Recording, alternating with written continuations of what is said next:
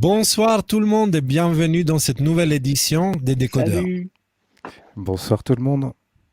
Bonsoir à tous. Yes, toute l'équipe est là. Et c'est un live un petit peu particulier, on l'a expliqué tout à l'heure, mais ça va être coupé. L'intro, elle est coupée en général. Nous sommes actuellement, j'ai une caméra qui est juste là en train de me filmer. Il va y avoir un reportage sur nous d'ici quelques jours ou semaines, je ne sais pas quand. Et du coup, c'est un live un petit peu particulier. Mais c'est pas grave, on fait comme d'hab, on avance et du coup, on va vous présenter tout de suite les sujets que nous allons aborder ce soir, qui sont quand même assez intéressants. Et puis, Rudy nous a pris quelques bonus en supplément, en plat de résistance. Ouais. Donc, ce soir, on va parler des auditions qui ont eu lieu à Michigan, de la fraude électorale globalement avec des nouveaux éléments qui sont ajoutés, des vidéos, enfin des preuves assez absurdes. Ted Cruz, donc un sénateur qui écrit à la Cour suprême et qui leur demande quelque chose de très intéressant. On va parler aussi de projet Veritas. Ensuite, on va parler de Edward Snowden et son appel assez étrange à travers Twitter. Ensuite, on va parler du discours de Donald Trump qui a eu lieu avant-hier. Et après, Bill Barr, donc le procureur général, et John Durham, donc qui est le Punisher selon Q. Ensuite, on va parler de Lin Wood, un nouveau personnage qui entre dans l'échiquier, et puis ce sera sympa de garder un œil dessus. Ensuite, on va entrer dans les sujets qui concernent la France et l'Europe globalement, et on va parler des vaccins et de toutes les absurdités sur les idées autour des vaccins et tout ce qui se dit aujourd'hui. Et ensuite, on a la ministre de la Santé belge qui a dit qu'il n'y a pas de risque de contagion et que la fermeture des commerces n'est pas une mesure sanitaire, mais un électrochoc pour la population. Donc, on a une ministre de la Santé qui dit ce genre de choses. Tiens, il y a des complotistes au poste des ministères. C'est bizarre, ça. Et on va finir sur la lettre de Christian Perron. Donc, c'est une lettre qui est assez importante et on devrait lire. Alors, voici les 10 sujets. Pardon ? Et partager, lire et partager. Exactement. Donc, on l'a mis ici. Vous pouvez la télécharger et la partager aussi. Comme d'habitude, n'hésitez pas de partager. Aidez-nous. C'est important que les soldats numériques soient actifs. Et c'est important à ce que qu'on fasse le nécessaire pour que les deux versions soient connues, pour que chacun puisse faire son propre avis, en fait, de lui-même. Pas par une opinion imposée dans le crâne par répétition. Qu'il puisse en fait y avoir un contre-argumentaire à un moment donné, quoi. Voilà. Alors, Rudy, je te laisse le numéro 1. Ok, alors le numéro 1, il va aller assez vite. En fait, c'est une vidéo qui est super parlante et intéressante. C'est la vidéo de cette personne-là. On vous a déjà posté plusieurs vidéos de cette fille qui a témoigné à l'audition publique de Michigan sur la fraude électorale. Et là, il y a quelqu'un du camp des démocrates qui lui dit « Ouais, mais attendez, s'il y a une fraude aussi grosse que ça, comment vous expliquez qu'il n'y a pas plus de gens qui soient venus de l'avant pour aller témoigner contre cette fraude ?» Et sa réponse est assez édifiante en 1 minute. Elle est en français? Ah non, elle est en anglais, il faut la traduire. Completely Okay. And I know we have a couple. Why is it that we're not having more people come forward? I mean, Okay. it seems like if there I'll was tell all you this why. widespread fraud, Je vais vous then, dire pourquoi il n'y a we'd pas have plus de dozens and gens dozens qui of- I'll parlent pas. tell you why. Qui My parle? life has been destroyed.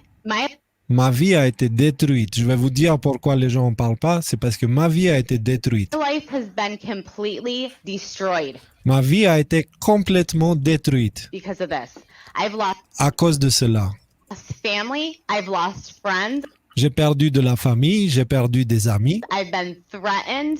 j'ai été menacé, My kids have been threatened. mes enfants ont été menacés, I've had to move. j'ai dû déménager, I've had to change my phone number.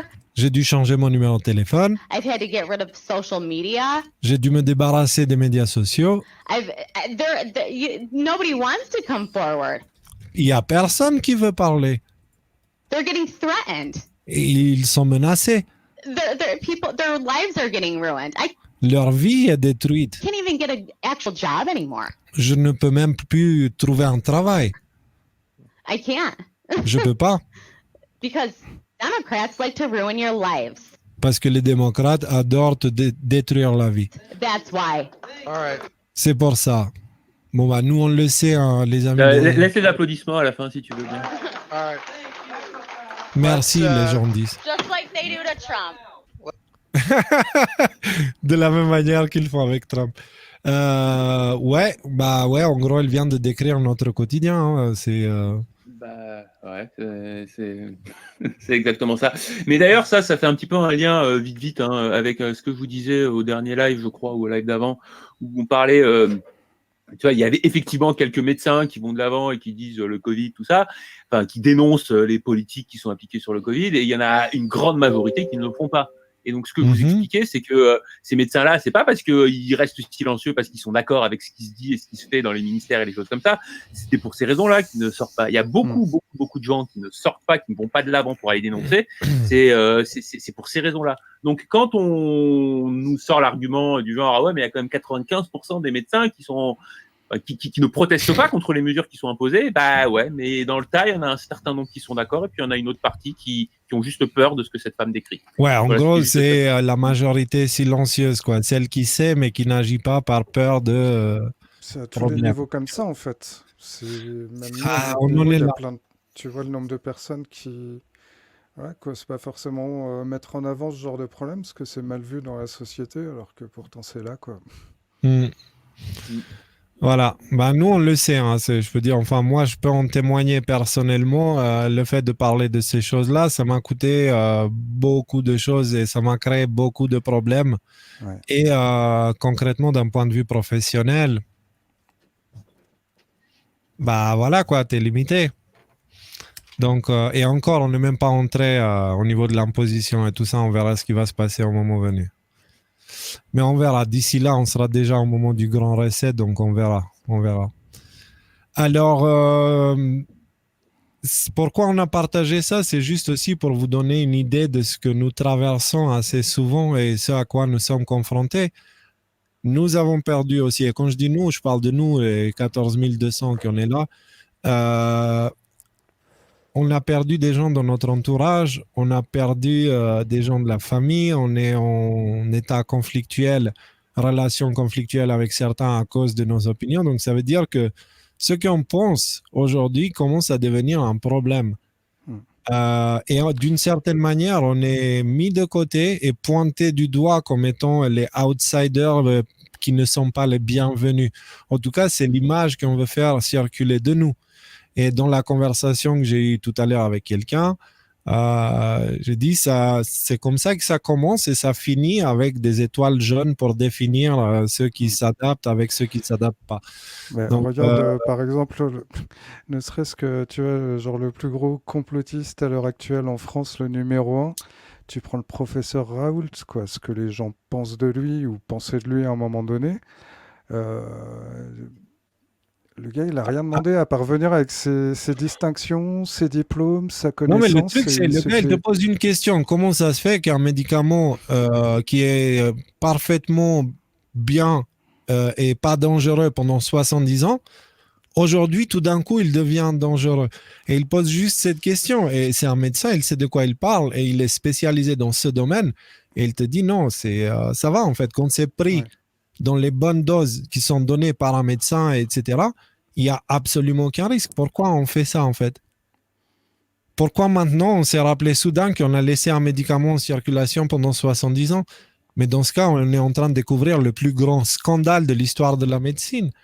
Ça n'a pas de sens non plus. Ça veut dire que le système qui check les médicaments s'est passé de travers pendant 70 ans. C'est clair. Pendant 70 ans, tout le monde a failli. C'était quoi les effets secondaires? C'est des problèmes cardiaques, je crois. Donc, peu importe comment tu prends le sujet, il y a un problème. Ça n'a absolument aucun sens. Il y a peut-être autre chose derrière.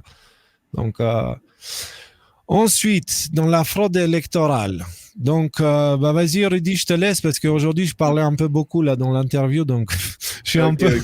Il se repose. Fraude électorale, hein, on vous poste tous les jours les nouvelles preuves qu'on a. Et tous les jours, je ne sais pas si vous avez noté, mais les preuves, elles sont un petit peu plus importantes que les preuves qu'on a postées le jour d'avant. Donc, je ne sais pas qu'est-ce qui va sortir demain, mais en tout cas, là, ce qui est sorti récemment, c'est cette superbe vidéo là. Donc, ce sont des caméras de surveillance. On n'a pas besoin du son, c'est pas très intéressant. Donc, c'est des caméras de surveillance pendant, c'était en Géorgie, qui était caméra de surveillance d'un bureau de dépouillement des élections. Et donc, qu'est-ce qu'on constate? On constate qu'il y a tout le monde qui est en train de travailler. Il y a les assesseurs électoraux qui sont là, qui regardent. Et d'un coup d'un seul, il y a quelqu'un qui arrive et qui raconte, qui dit ah, les gars, on fait une pause, quelque chose comme ça. Ok, on fait une pause. Tout le monde dehors. Donc là, il y a tout le monde qui sort, chacun prend ses affaires. Là, on va les voir, ils vont couvrir les machines, je crois qu'on appelle ça les tabulateurs, donc les machines où ils font passer les bulletins de vote. C'est les caméras en bas, là, non? C'est. Ouais, là, t'as mis à la caméra en bas à gauche, on le voit. Donc voilà, tout le monde ramasse ses petites affaires et tout le monde s'en va. Sauf que. Non, on y arrive. On y arrive. Non. On y arrive. Allez, les gens, partez. Qu'est-ce qui va se passer? C'est gros suspense hein, quand même, hein, ton truc, Freddy. Attends, vous avez pas passé la bonne vidéo ou quoi? Non, mais ils sont Ah. déjà là, en fait. Ils sont venus au moment où les autres sont partis. Regarde. Là, Ok, attends, excusez-moi, je me suis trompé, c'était une autre vidéo que je voulais vous passer. Ok. non, mais vous savez quoi Rudy, Ouais, vas-y. c'est Vas-y. celle-là. C'est juste ce que tu as dit, ça se passe au début. Là, on leur a dit c'est bon, barrez-vous. Et là, regarde. Ils se barrent. Ouais, c'est en qu'on pause, n'a pas regardé au bon moment. Tu vois Mhm. Hop, ils se sont barrés, sauf que, en fait, il n'y a que les républicains qui sont sortis finalement. Tu vois, les autres, ils sont restés dedans et ils ont continué à faire ce qu'ils Ouais, n'étaient mais pas ça va même censés pire faire. En que fait. ça, parce que dans l'écran en bas à droite, il me semble qu'on voit. Non, mais écoutez, je vais essayer de vous trouver, parce que dans la vidéo que je parlais, dans l'écran en bas à droite, on voyait quelqu'un qui tirait un sac avec de dessous d'une table et qui commençait à travailler avec. Ouais, Donc, mais vous inquiétez pas, elle va arriver vite là. Rudy a promis qu'il trouvait. C'est celle qui a été publiée sur le YouTube de Trump, en fait. Là, c'est pas celle-là, c'est pas la même. Ah, moi j'ai repris les liens qu'on m'a passés, hein, toutes mes excuses. Ça va, on va trouver. En attendant, moi, je peux vous parler des deux chauffeurs de camions. Et en fait, ce sont des chauffeurs de camions qui ont participé à la distribution des votes par courrier. Et en fait, ils ont dit, ils ont remarqué quelque chose de bizarre. Dans leur camion, il y avait deux grandes boîtes, dans les deux grandes boîtes qui contenaient dedans possiblement entre 140 000 et 250 000 votes par boîte. D'accord? Et du coup, ce jour-là, ils avaient leur carnet de route, mais on leur a demandé d'ignorer complètement le carnet de route. Et ils ont fait tout un autre. Ils les ont gardés jusqu'à tard. Et tard, on leur a demandé d'aller à certains endroits. Et à ces endroits-là, en fait, ils se sont retrouvés avec la remorque qui manquait. Et donc, il y a des choses qui se sont passées qui étaient extrêmement bizarres. Ils ont toutes ces choses-là, ils ont enregistré ces choses-là et ils sont venus témoigner, sous serment de ce qu'ils ont vu en disant, voilà, ces box-là, ils sont venus de nulle part. Ils ne sont pas venus par les voies classiques et on nous a demandé de les mettre au camion dans le fond, ce qui n'avait absolument aucun sens, autre que vouloir les cacher. Et donc, ils donnent des témoignages assez importants et ce sont des camionneurs qui ont transporté les votes illégaux sans le savoir qu'ils étaient en train de le faire, en fait. Et ils l'ont remarqué et du coup, ils témoignent. Donc ça, c'est quelque chose, évidemment. Est-ce qu'on a entendu d'autres médias en parler? Non. Donc, là, il y a OAN qui a parlé, OAN qui a été censuré par YouTube. Il y a un bug, non, sur la chaîne OAN? Pourquoi c'est quoi cette photo de profil, en fait? Bah ouais, la photo de profil, c'est parce que YouTube a censuré cette chaîne d'infos sur YouTube. Et du coup, Trump, en fait, concrètement, la chaîne YouTube de Trump, c'est devenu OAN aujourd'hui. Il a filé sa chaîne. Il a filé sa chaîne et bizarrement, YouTube, il ne censure pas les infos de OAN quand elles sont publiées sur le compte de Trump. Donc là, vraiment, quand on arrive au point où le président doit prêter son compte perso pour la diffusion de l'information, c'est qu'il y a anguille sous roche. Tu vois? Quelle que soit l'information. J'ai retrouvé ma vidéo, les gars. Vas-y. En bas, dans le private. Yes. On va juste corriger dans l'article. Le Twitter, là? Donc, en fait, non. Ouais, non, mais si, en dessous, il y a une vidéo qui est pointée là. Donc là, on voit, c'est le même bureau, mais ça se passe un petit peu après. Donc là, maintenant, les gens, ils sont partis. On voit qu'il n'y a plus personne, sauf 4 personnes là, qui sont dans l'écran en haut à droite. Et si on regarde bien, ils vont sous une table. Bon, moi, je suis en basse résolution, hein, donc dites-moi si vous voyez ça. Et ils vont ramasser une valise là, qui est à côté de la table. Ils ouvrent la valise et donc le témoignage qu'ils vont derrière, qu'est-ce qu'ils nous disent? Ils nous disent que donc ça c'est arrivé sur le coup de 10 heures et que ces personnes-là sont restées à travailler toutes seules de manière non supervisée jusqu'à à peu près 1h du matin. Donc pendant 3 heures, on a laissé ces 4 ou 5 personnes-là dans ce bureau, donc sans les assesseurs électoraux. Ça va contre toutes les pratiques, ça va contre toutes les mesures pour Et les s'assurer lois. qu'une élection est clean, quoi, en fait. Ça va contre toutes les lois du dépouillement électoral. Ouais, Donc, ouais. On les voit, le gars il débarque avec sa petite valise, tranquille. Oh, voilà, je suis content d'avoir trouvé la bonne vidéo. Parce que voilà.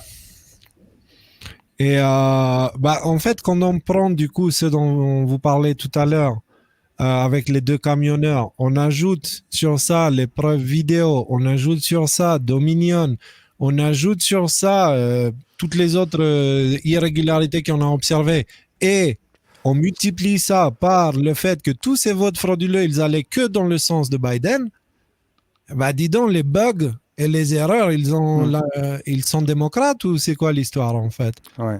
Tu vois, c'est pourquoi s'il y a autant d'erreurs et que c'est pas volontaire, ça devrait être départagé d'une manière équivalente, plus ou moins, on va dire. Plus ou moins. Mais là, toutes les erreurs vont dans le sens de Biden et là, ça commence à cumuler quelques millions de votes. Donc, quelques millions de votes, c'est pas anodin. C'est pas anodin du tout. Donc, qu'est-ce qui se passe là? Pourquoi Tu sous-entends qu'il y a un truc. Ouais, je sous-entends qu'il y a un gros truc et je sous-entends aussi que. Il y a anguille sous roche, quoi. Entendre parler de ces sujets dans les médias de masse, en fait. J'aimerais bien qu'on montre ces vidéos. C'est intéressant à observer. On est aussi en démocratie. Si ça se passe là-bas, qu'est-ce qui nous dit que ça se passe pas chez nous? On a eu des irrégularités en France en 2017 avec des doubles cartes électorales et d'autres choses bizarres avec des villes qui ont perdu tous leurs votes, qui ont disparu au niveau des comptes.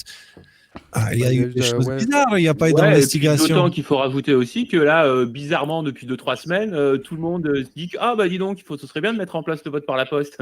Ce que je veux dire, le timing est quand même pour le moins intéressant. Au moment où on est en train de prouver par A plus B que c'est un système extrêmement dangereux pour n'importe quel type de fraude, c'est à ce moment-là que M. Barbier, il nous dit que il faut passer au vote, mais par contre pas comme les Américains parce qu'ils trichent. Ah bon? C'est comme l'histoire du complotiste en fait. C'est l'histoire du chasseur, du bon chasseur et du mauvais chasseur. Les amis, je vous laisse juste une petite seconde, je reviens. Ok. Mais voilà, c'est tout seul là-dessus. On a aussi M. Bayrou, je crois me souvenir. Oui. Qu'il est sorti. Mais même les députés, La République En Marche avait suggéré l'idée, pas via des voies officielles mais en tout cas, voilà, ça fait un moment que ça en parle et c'est pas que Christophe Barbier, quoi. Il y en a, c'est bon, il y en a pas que pour lui, quoi. Voilà. Toi, tu as la main pour qu'on avance, Pépito? Non, mais après Léo, il va revenir. On va continuer alors. Ouais, c'est quoi le prochain sujet du coup? Le prochain sujet. Attends, salut les gars. À bientôt. Non, juste il part, c'est bon. Yes, c'est reparti. Ouais. Alors, Ted Cruz écrit à la Cour suprême. Ah oui, alors ça c'est moi ça. Un petit instant. La Cour suprême des États-Unis devrait entendre l'appel d'urgence sur la contestation des élections en Pennsylvanie. C'est le tweet de Ted Cruz qui est sénateur américain. Ouais. Alors, ça fait quand même des gens haut placés qui se mêlent de trucs qui les regardent pas, quoi. Ça, c'est pas Didier le mécano qui a écrit ça, ouais, c'est clair. Non, mais c'est ça, pourquoi c'est un document qui est sorti, qui a été publié le 1er décembre, donc ça fait 4 jours. Et ce qui est surtout intéressant, c'est le dernier paragraphe qui m'était traduit quelque part, mais que d'un coup, je n'ai plus. Je vais vous demander juste un petit instant pour essayer de vous le retrouver, parce que vous l'avez posté. Je vais poster ça. Ici. Ah, voilà, c'est bon. Donc, la traduction du dernier paragraphe. Donc, Ted Cruz, sénateur américain, républicain. Il conclut sa lettre en disant « Normalement, la Cour suprême des États-Unis se tient à l'écart des litiges électoraux, notamment ce qui concerne le droit des États. Mais nous ne sommes pas dans un temps ordinaire. À ce jour, selon les sondages Reuters Ipsos, 39% des Américains estiment que l'élection a été truquée. Ce n'est pas sain pour notre démocratie. La division et l'acrimonie amère que nous voyons à travers la nation doivent être résolues. Et je crois que la Cour suprême des États-Unis a la responsabilité envers le peuple américain de s'assurer que nous respectons la loi et la Constitution. L'audition de cette affaire, maintenant en urgence et de manière accélérée, serait une étape importante pour aider à rétablir la confiance dans l'intégrité de notre système démocratique. Donc voilà, on a ça s'inscrit dans le plan, hein, c'est-à-dire qu'on a un sénateur qui appelle la Cour suprême à se saisir du dossier de la fraude. Nous, depuis le début, on vous dit que le dossier, ça va être la Cour suprême qui va le trancher et qui va dire en gros qui est le gagnant de ces élections. Donc voilà, ça suit son processus normal. Il est aussi intéressant de parler, on parle de processus accéléré. Donc voilà, aujourd'hui, on a vu, je crois que c'était au Wisconsin, que la Cour suprême a dit non, nous, on ne veut pas entendre parler de cette histoire de fraude électorale parce qu'il faut faire lentement tous les échelons les uns derrière les autres avant d'arriver à la Cour suprême de l'État et avant d'arriver à la Cour suprême du pays. Et donc en gros, voilà, on a les patriotes qui essaient d'aller vite, on a les gens en face, parce que c'est des États profonds ou pas, qui essaient de ralentir un petit peu tout ce qui se passe. Et il est pressenti qu'à un moment donné ou à un autre, il y aura peut-être des tribunaux militaires qui vont agir dans ce sens-là. Donc voilà, on suit cette opération avec beaucoup d'attention et on verra ce qui s'ensuit. Ok, on aimerait bien que ça avance cette histoire et là, on peut dire qu'en très peu de temps, il y a eu quand même beaucoup de révélations. J'ai l'impression qu'on est passé à l'ère des révélations. Jusqu'à là, ils disaient on va fournir des preuves, on va fournir. Et je crois que là, ils ont commencé à fournir. Que ça soit Giuliani, que ça soit Linwood, que ça soit Sidney Powell, de tous les côtés, ça bombarde en ce moment. Et il y a aussi les sénateurs et les gouverneurs et tous ceux qui sont du côté des patriotes qui sont en train de faire leur part pour dire non, attendez, c'est pas fini. Tout va bien. Et d'ailleurs, parce que moi aussi, je voudrais bien que ça avance, Léo, comme toi, comme tout le monde en fait. Ah bah, il y a un point qui est intéressant, c'est dans l'ordre exécutif de 2018, il y a une deadline en fait qui est explicitée, c'est 45 jours après l'élection. Si jamais on veut faire des enquêtes et des machins et des trucs, c'est là, à ce moment-là. Donc 45 jours après l'élection, on a fait le calcul. J'ai fait le calcul sur le petit truc d'internet là, qui permet de voir. Ça nous ramène au 18 décembre. Donc logiquement, il devrait y avoir des choses qui bougent avant le 18 décembre. Donc voilà, on reste focalisé. Ça, c'est une deadline officielle, légale sur qu'est-ce qui pourrait se passer. Donc, c'est dans pas longtemps, le 18 décembre. Hein, c'est dans quoi? Dans deux petites semaines? Ouais, c'est demain. Exactement.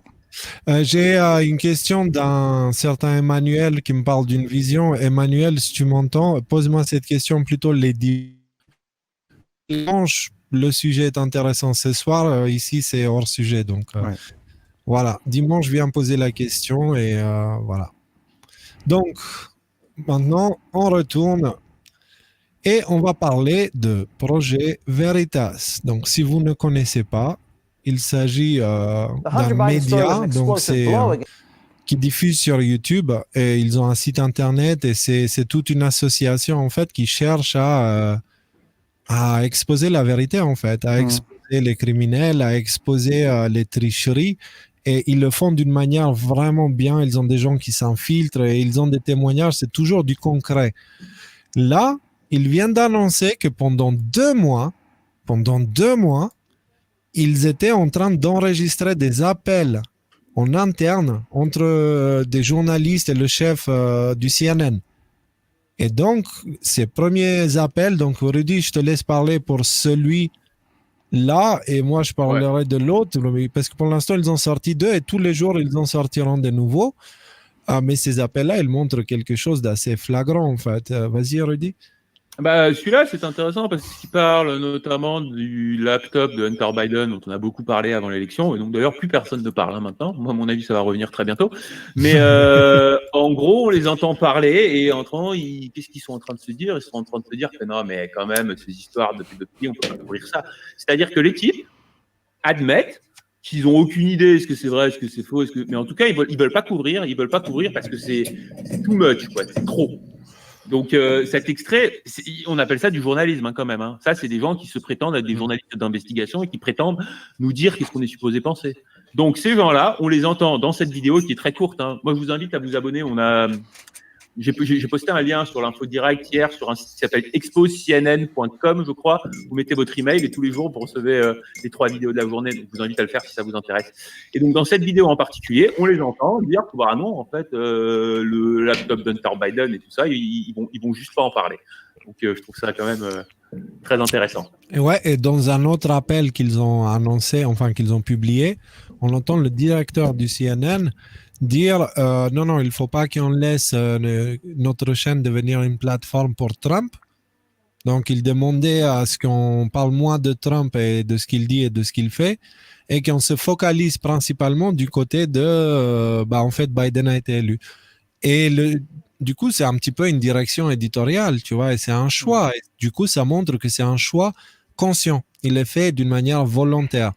Ce n'est pas l'actualité qui manque, c'est la volonté d'analyser cette actualité qui est plutôt absente, je dirais. Donc, c'est aussi pour ça qu'on est là, quoi. Après, on nous reproche souvent, tu sais, de ne pas toujours faire le contre-exemple, en fait. Vous parlez que de ça, mais vous contrebalancez pas. Mais en fait, il suffit d'aller regarder les autres chaînes pour avoir le contre-discours. On est feignants, en fait. Non, mais on est là juste pour apporter l'autre version, en fait. Et il s'avère que jusqu'à présent, notre version, elle a eu l'avantage d'être capable de prédire l'avenir, en fait. Donc maintenant, on a atteint l'atalisme, tu vois, la capacité de prophétiser l'avenir. Ouais. C'est l'atalisme, on va l'appeler. On a un dessin de Raphaël qui est sur le site, d'ailleurs, sur ce sujet. C'est assez rigolo. Enfin, et du coup, Projet Veritas, c'est vraiment si vous parlez anglais, parce que leurs vidéos, elles ne sont pas sous-titrées, mais si vous parlez anglais, on vous conseille de garder un coup d'œil parce qu'ils ont publié jusqu'à là plusieurs petites bombes d'informations.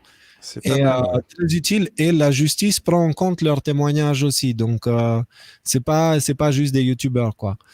C'est vraiment une association qui se bat et d'ailleurs qui donne des récompenses pour tous ceux qui ont des témoignages ou des preuves de fraude électorale, etc. Ils ont promis des récompenses. Donc, ils font ça vraiment au mode on veut savoir ce qui s'est passé, quoi. D'ailleurs, pour la petite histoire, c'est assez rigolo, mais dès qu'ils ont sorti la première vidéo en disant, en gros, la première vidéo, c'est le type, James O'Keefe de Projet Veritas, qui intervient pendant une des conversations qu'il est en train d'écouter. Il s'adresse au boss de CNN, son nom m'échappe, et lui dit, hey, ça fait 2 mois qu'on t'écoute et tout ça.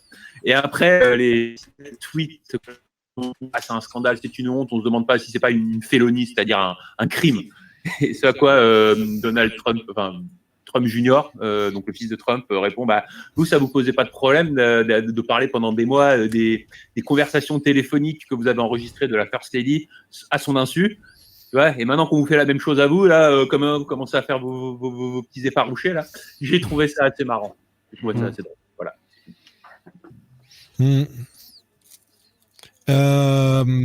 Moi, j'ai lu un commentaire là, mais j'ai même pas envie de répondre. En fait, on a déjà abordé le sujet Rémi Daillé. Ah non, c'est bon, ça va. Voilà, ça va. on va pas faire ça à chaque live. J'ai vu qu'il avait fait une nouvelle vidéo, je regarderai après le live. Ah, j'ai pas regardé. On la regardera ensemble du coup.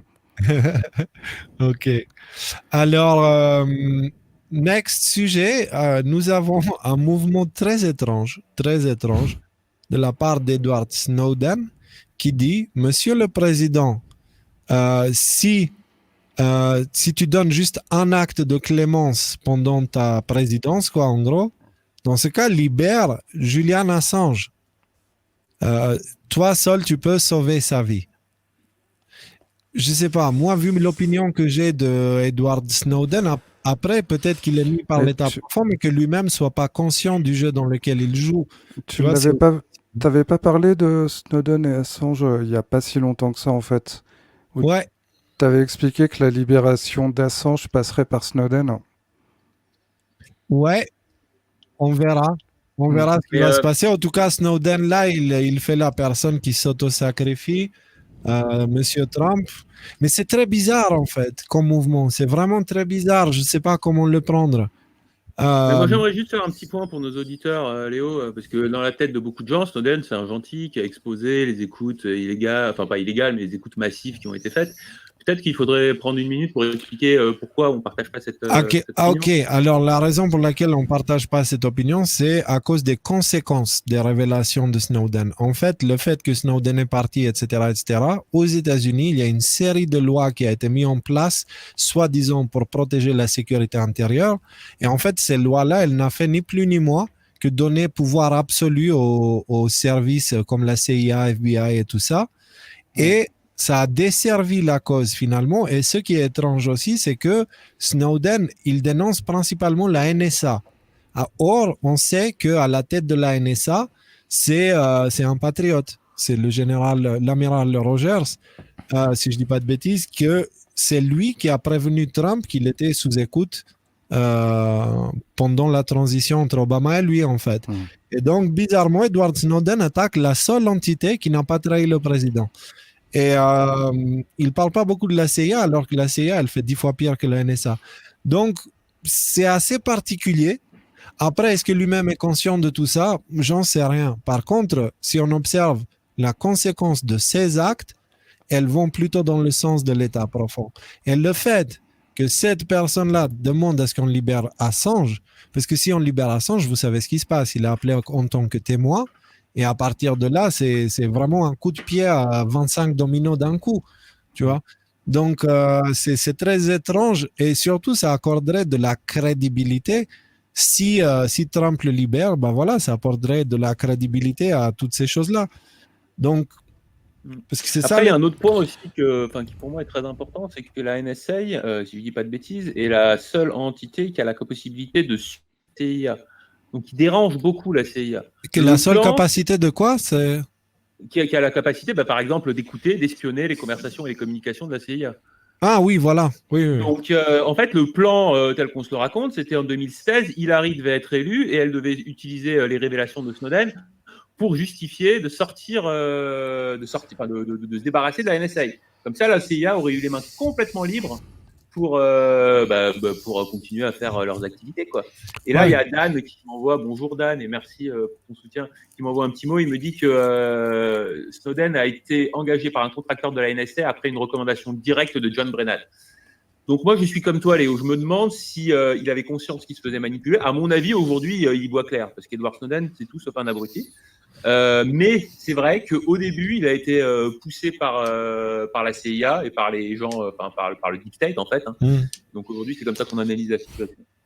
C'est encore une fois, tout n'est pas blanc, tout n'est pas noir. Il faut pas. Parfois, il y a des gens qui étaient noirs et qui sont devenus blancs et inversement, etc., etc. C'est pas aussi simple en fait. Donc c'est pour ça. Par contre, ça mérite vraiment notre attention parce que Edward Snowden, c'est pas n'importe qui. Et il ne demande pas sa propre libération, il demande celle de Julian Assange. Et ça, c'est très intéressant. Après, qu'est-ce que ça va donner plus tard? C'est là où on saura exactement pourquoi ça a été publié. Mais pour l'instant... Juste un petit indice qui est intéressant, vous regardez le film qui a été fait sur Assange par Hollywood, vous regardez le film qui a été fait sur Snowden par Hollywood, c'est pas du tout le même ton. Snowden, c'est un héros qui s'est sacrifié pour la patrie et tout ça, alors que Assange, c'est une espèce de mégalo qui fait ça juste pour son ego, quoi. C'est un mégalomane, en fait. Donc, voilà, c'est intéressant. En général, quand Hollywood te dit ce type-là, c'est un mec génial, à prendre avec des pincettes, on va dire. Voilà, le même qui vous disent que Bill Gates est un philanthrope aussi. Donc, alors, on va passer au discours de Donald Trump sur la fraude électorale. C'est un discours qui a eu lieu avant-hier soir. Et comme Donald Trump le dit dès le début de son discours, c'est un des plus importants de toute sa présidence, en fait. Si ce n'est pas le plus important. Et pourquoi? C'est parce que jusqu'à là, Donald Trump, il y allait, on va dire, il disait que j'ai gagné, machin, etc. Mais là, il va en mode, il y a eu fraude. Et il y a eu ça, et il y a eu ça, et il y a eu ça, et il y a eu ça. Genre, les amis, on a un président d'un pays, du pays le plus puissant du monde, qui est en train de dire il y a fraude électorale. Et genre, grosse fraude est organisée d'une manière vraiment particulière qui montre l'existence d'une entité invisible qui est derrière tout ça, en fait. Donc, concrètement, Donald Trump, il nous a fait un discours de 46 minutes, 100% complotiste. Juste avant qu'on commence, en fait, il fait 46 minutes, combien 0,07 Ouais. Comme ça. Ouais. Et si c'est 4 et 7, ça fait 17. Voilà, c'était juste ça. Petit clin d'œil. Mais c'est... en fait, parfois, encore une fois, parce qu'on a vécu 2020, il y a des choses qui nous paraissent normales aujourd'hui. Mais ça, c'est pas normal, les amis. Il y a de ça un an, il n'y a personne qui était capable d'imaginer qu'un tel discours aurait eu lieu. Qui dénonce une fraude, qui dénonce un complot, qui dénonce une trahison. Et qui le fait factuellement par des preuves. C'est-à-dire, aujourd'hui, si on avait eu Donald Trump pendant les tours du 11 septembre, par exemple, il n'aurait pas tout fait pour arrêter les enquêtes le plus vite possible. C'est le genre de gars qui est en train de tout faire pour qu'on aille jusqu'au bout des enquêtes, en fait. Et ça c'est différent. Ça, c'est nouveau. Parce qu'il n'y a aucun des précédents présidents qui aurait procédé de cette manière-là et qui aurait eu cette capacité ou qui aurait eu cette volonté plutôt. Il y a eu JFK et après JFK, on est arrivé à Donald Trump. Et entre les deux, des gens soit inconscients, soit volontairement méchants, en fait. Et ce discours, il faut vraiment le prendre comme une claque, en fait. Parce que c'est vraiment... Et il est tellement fort, ce discours, qui parle. Encore une fois, je ne vais pas vous donner les détails, mais concrètement, vous avez un président qui demande aux gens, réveillez-vous, quoi. Il y a une fraude, les médias ne le couvrent pas. Voilà, il s'est passé ça et ça et ça et ça et ça, et il te fournit tous les éléments, clairement, et il te dit mais bougeons-nous, quoi. L'élection, c'est la chose la plus précieuse d'une démocratie, et on est en train de la perdre. Donc bougez-vous. Et on a CNN, forcément, qui a réagi, en fait, et qui présente, qui dit, en fait, au niveau du titre, 46 minutes qui prouvent à quel point Donald Trump est dangereux à la démocratie, représente un danger pour la démocratie. Et même le début de l'article est génial. Ils disent, bon, on va pas vous raconter tout ce qu'il a dit pendant ces 45 minutes, mais en fait, c'est un scandale. Donc, en fait, tous les arguments, et il en sort. Moi aussi, j'ai vu le discours en entité, quoi. C'est argument sur argument sur argument. Il fait une petite pause, il marque un point, il fait encore des exemples de tiens, là, ça a fraudé, là, ça a fraudé, là, ça a fraudé. Je veux dire, ce n'est que ça, ce discours-là. Et qu'est-ce qu'il nous raconte? Il dit non, on va pas vous.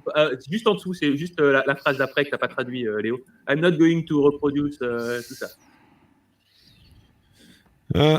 Non, mais ça, en plus, l'argument, juste écoutez cette phrase. Je ne vais pas reproduire aucun des innombrables mensonges et théories de conspiration sur lesquels Trump s'est appuyé dans son discours, qu'il a ouvert en déclarant de façon grandiose. C'est peut-être le discours le plus important que j'ai jamais fait, parce que c'est exactement ce que veut le président sortant. En gros, on ne l'a pas fait parce qu'on ne veut pas faire plaisir à Trump. Non, les gars, vous ne l'avez pas fait. Le président des États-Unis veut qu'on parle de ce qu'il raconte, mais nous, on ne va pas le faire parce qu'on est CNN et que quoi, en fait. Et que nous, on sait et que le président, il ne sait pas. Oh, tu commences à les voir, en fait. Ils sont tellement prétentieux et paumés. C'est bon, ça va. Mais ça montre aussi que vraiment, ce discours, il avait quelque chose de très puissant. L'ère a changé. Il y a quelque chose qui a changé au niveau de l'approche. Maintenant, ils ne sont plus à la défensive. Non, on n'a pas perdu. Ils sont plutôt à l'attaque. On a gagné et voici comment. Donc, il y a quelque chose qui a changé entre le dernier live et ce live-là, en fait. Donc, c'est le fameux tic-tac qu'on vous a annoncé la dernière fois. Ben, on est dedans, en fait.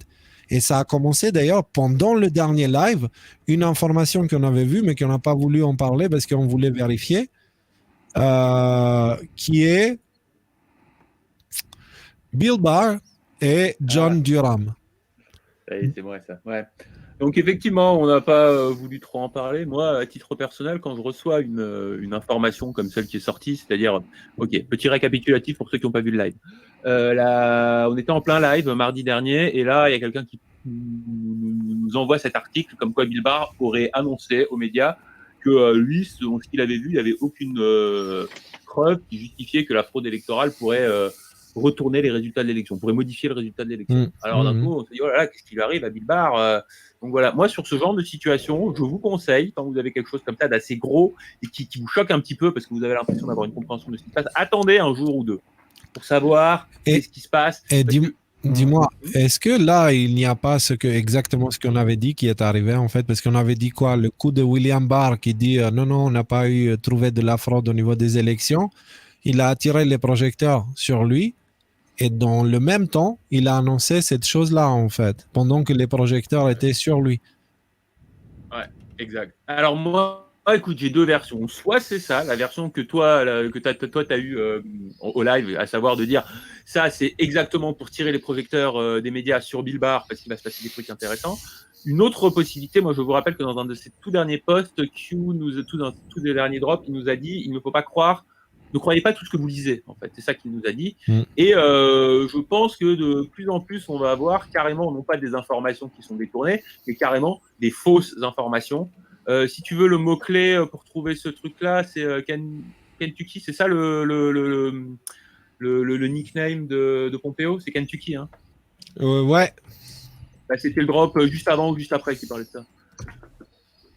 Juste avant ou juste après de quoi? Ok, tu veux que je te le trouve?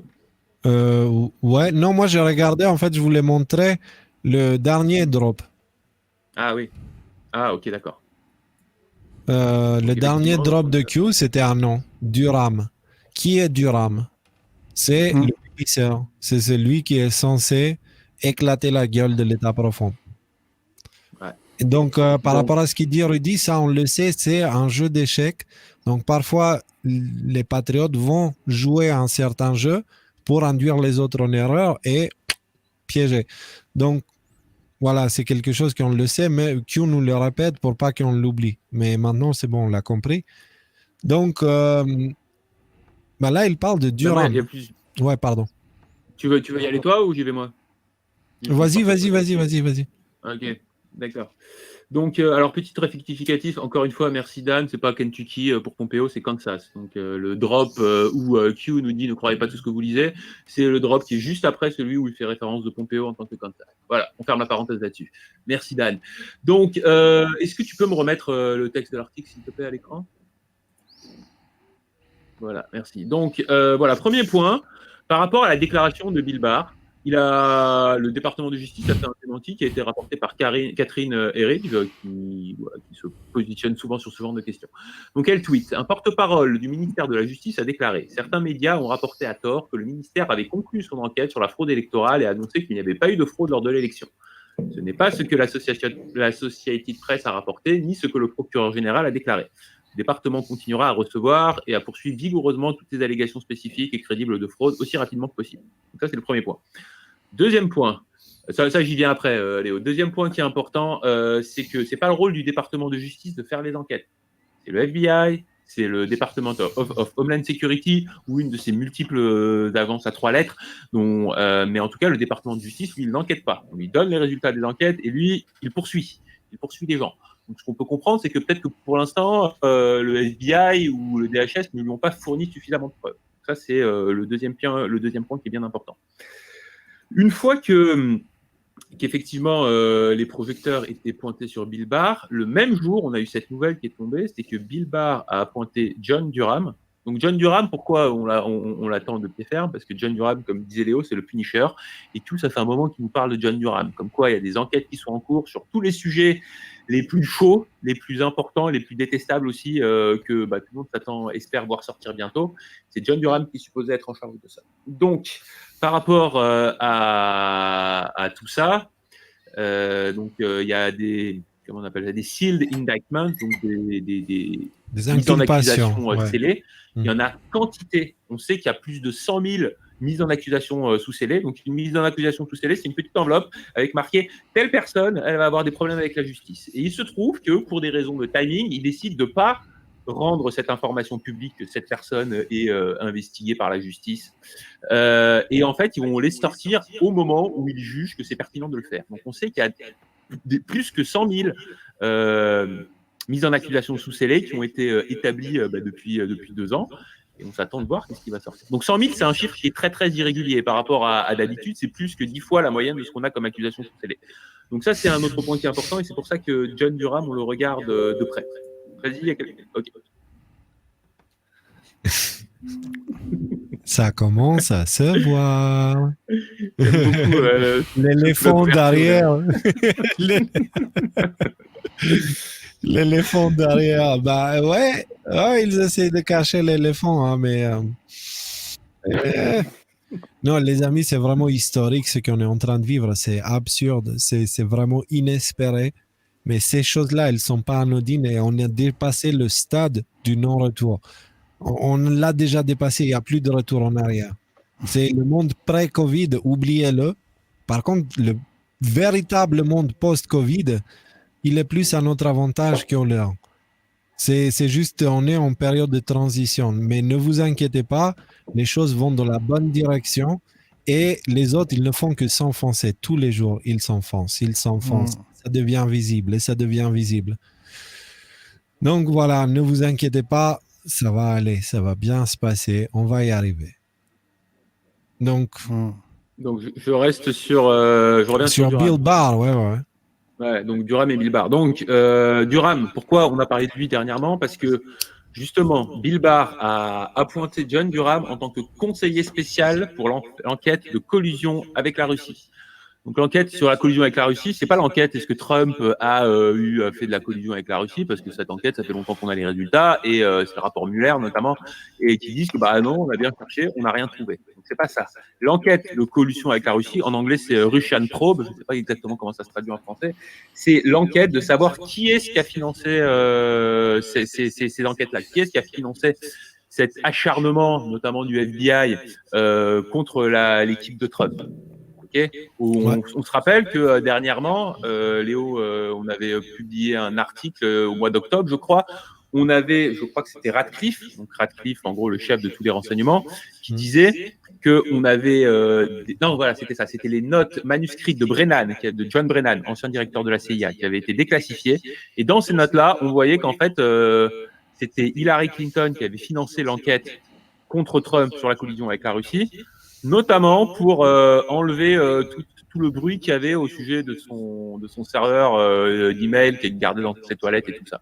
Donc vous avez cet article-là, vous l'avez publié début octobre, vous avez tout le détail et tout ça. Donc, on en était où? Donc voilà, ok, excusez-moi, je rassemble un peu mes esprits. On a John Durham qui est appointé pour enquêter là-dessus. Il a appointé au titre d'un article paragraphe 600.4. Donc, il est intéressant à lire, le paragraphe 600.4, parce qu'il donne le périmètre des pouvoirs. Je n'ai pas lu tous les articles, mais le 600.4, je vous en ai mis un bout. Il donne en termes de compétences d'origine et en termes de compétences supplémentaires, en termes de qui est-ce que John Durham a le droit d'aller enquêter, a le droit d'aller interroger. C'est très large, c'est très vaste. En gros, il a des super pouvoirs d'enquêteur, John Durham. Et donc, c'est intéressant de voir que ces super pouvoirs viennent de lui être donnés maintenant. Sachant que le dernier drop de Q, c'était John Durham. Alors, est-ce que c'était pour faire paniquer un peu le Deep State? Est-ce que c'était pour autre chose? Ça, écoutez, on va voir comment ça se déroule. Hein. Il y a beaucoup de... C'est un jeu d'échecs, hein, effectivement. Et nous, on ne joue pas la partie, on ne peut que regarder et essayer d'anticiper qu'est-ce qui se passe. En tout cas, dites-vous bien que le fait que Durham soit pointé pour cette mission, c'est tout sauf anodin. Pourquoi? Parce que ça entre dans le carnet de route de Q. Donc, ça veut dire que c'est quelque chose de nouveau de Q qui vient encore d'être validé une nouvelle fois. Durham, qui est le punisseur qui a été mis sur l'affaire de la destitution de Trump, en fait, qui est basée sur rien, qui a coûté l'innocence et qui a coûté beaucoup de choses au général Flynn, à Papadopoulos et d'autres personnages. Et c'est un truc que nous, on se bouffe depuis un moment. Et bien là, ils ont mis une personne compétente pour investiguer de ce côté-là. C'est pas mal, c'est énorme. Ouais. Et attends, notre 5e décodeur par intérim, Dan. Merci beaucoup, Dan, pour le coup. Il nous fait une remarque. De plus, un procureur spécial ne peut pas être renvoyé par un président, sauf en cas de criminalité ou de corruption. Donc, par exemple, Biden ne pourrait pas se débarrasser s'il a donné qu'il devienne président. J'espère ne va pas arriver, mais il ne pourrait pas se débarrasser de Durham. Et je vois beaucoup dans les commentaires qu'on dit oui, mais Durham, c'est aussi la ville de naissance de Sidney Powell. moi, à titre personnel, ça reste une coïncidence. Peut-être que je me trompe, mais pour l'instant, je ne vois pas en quoi comment ça se connecterait Sidney Powell et John Durham. Donc, voilà. C'est une information qui, dans l'échiquier, ne sert strictement à rien. Voilà, on va dire ça comme ça. C'est un fait, et alors, voilà. Ça change rien à ce qui se passe, en fait. Voilà, c'est pas quelque chose auquel on doit se focaliser. Et voilà. Et deux petits points que j'ai trouvés, et puis je à mon terminerai avis, là-dessus sur Durham. Donc en gros, Trump, dans un discours, dans son discours, il mentionne Durham et il dit, moi, je l'ai jamais rencontré. Il minimise beaucoup l'importance de Durham dans son discours. Mon avis, c'est pour créer de la confusion. Donc il dit, ouais, moi, Durham, je l'ai jamais rencontré, ça va peut-être donner quelque chose, ça va peut-être rien donner, honnêtement, j'en sais rien.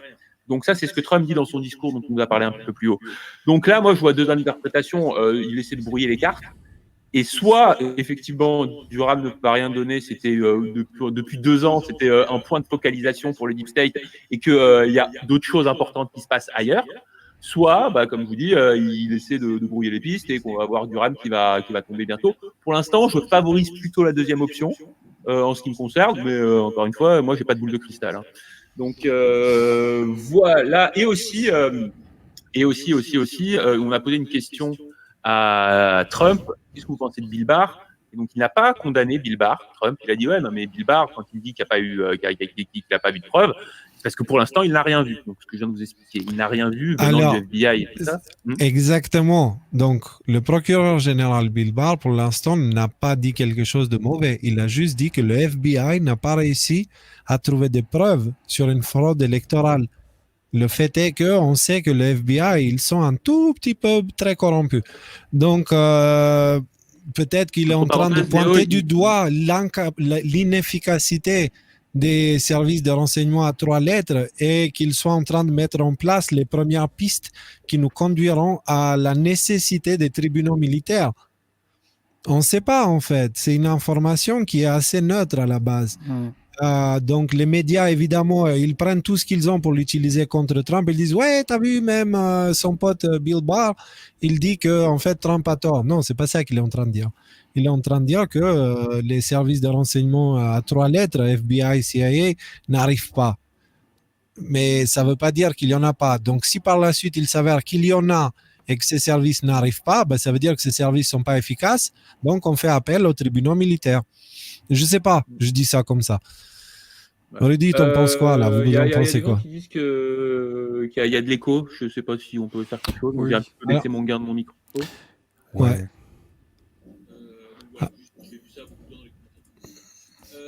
J'avais vu, mais c'est pas dramatique pour la compréhension, Rudy.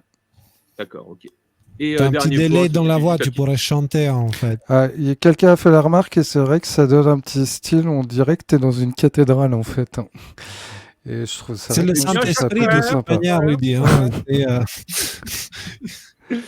Voilà. Ouais, juste une petite cerise sur le gâteau, il y a Kelly McEnany qui se fout de la gueule du journaliste en leur disant, alors, ça vous intéresse pas, John Durham, spécial comme ça? Personne a une question? Non, personne. Vous êtes sûr? C'était juste, ça m'a fait rigoler. Voilà ce que j'avais à dire là-dessus. Et le fait que les médias ignorent cette information, ça montre à quel point elle est importante en fait. C'est non, on ne veut pas vous poser, on s'en fout, on ne veut pas savoir parce qu'on va devoir l'attaquer plus tard. Donc, quoi qu'on dise aujourd'hui, ça va être de la merde. C'est un petit peu ça en fait. Hein. Donc, ensuite, nous avons un tweet de Catherine Herridge. Voilà, on a déjà parlé un peu de tout ça. Ça, j'ai lu la traduction du tweet. Non, sur Bill Barr, ouais. Ce que j'avais à dire, ça, c'est la lettre qui lui donne ses super pouvoirs. Voilà. Voilà. Et le lien de l'article. Ouais, il est là. Il y a le lien de l'article et il y a le dernier post de Q, il y a le nom qui est mentionné. Voilà, et maintenant on va passer au dernier sujet qui concerne les États-Unis, qui est un nouveau personnage qui entre en scène, qui s'appelle Lin Woods. C'est quelqu'un dont on n'a pas beaucoup entendu parler. Je vais vous traduire une partie d'un discours qu'il a donné lors d'un meeting pour protester les résultats des élections. Donc, il y a actuellement des protestations organisées pour dire ne nous volez pas les élections, c'est le peuple. Et dans ces manifestations, il y a des personnes qui donnent des discours. Lin Wood, c'est un des avocats de Trump qui donne aussi un discours. Mais ce discours, moi, je vous le mets parce que j'ai remarqué quelque chose d'assez spécial sur son discours et je vais vous traduire juste un petit morceau. Ce petit passage-là me donne l'impression que ce personnage-là va falloir qu'on garde un œil sur lui, en fait. Pas pour les mauvaises raisons.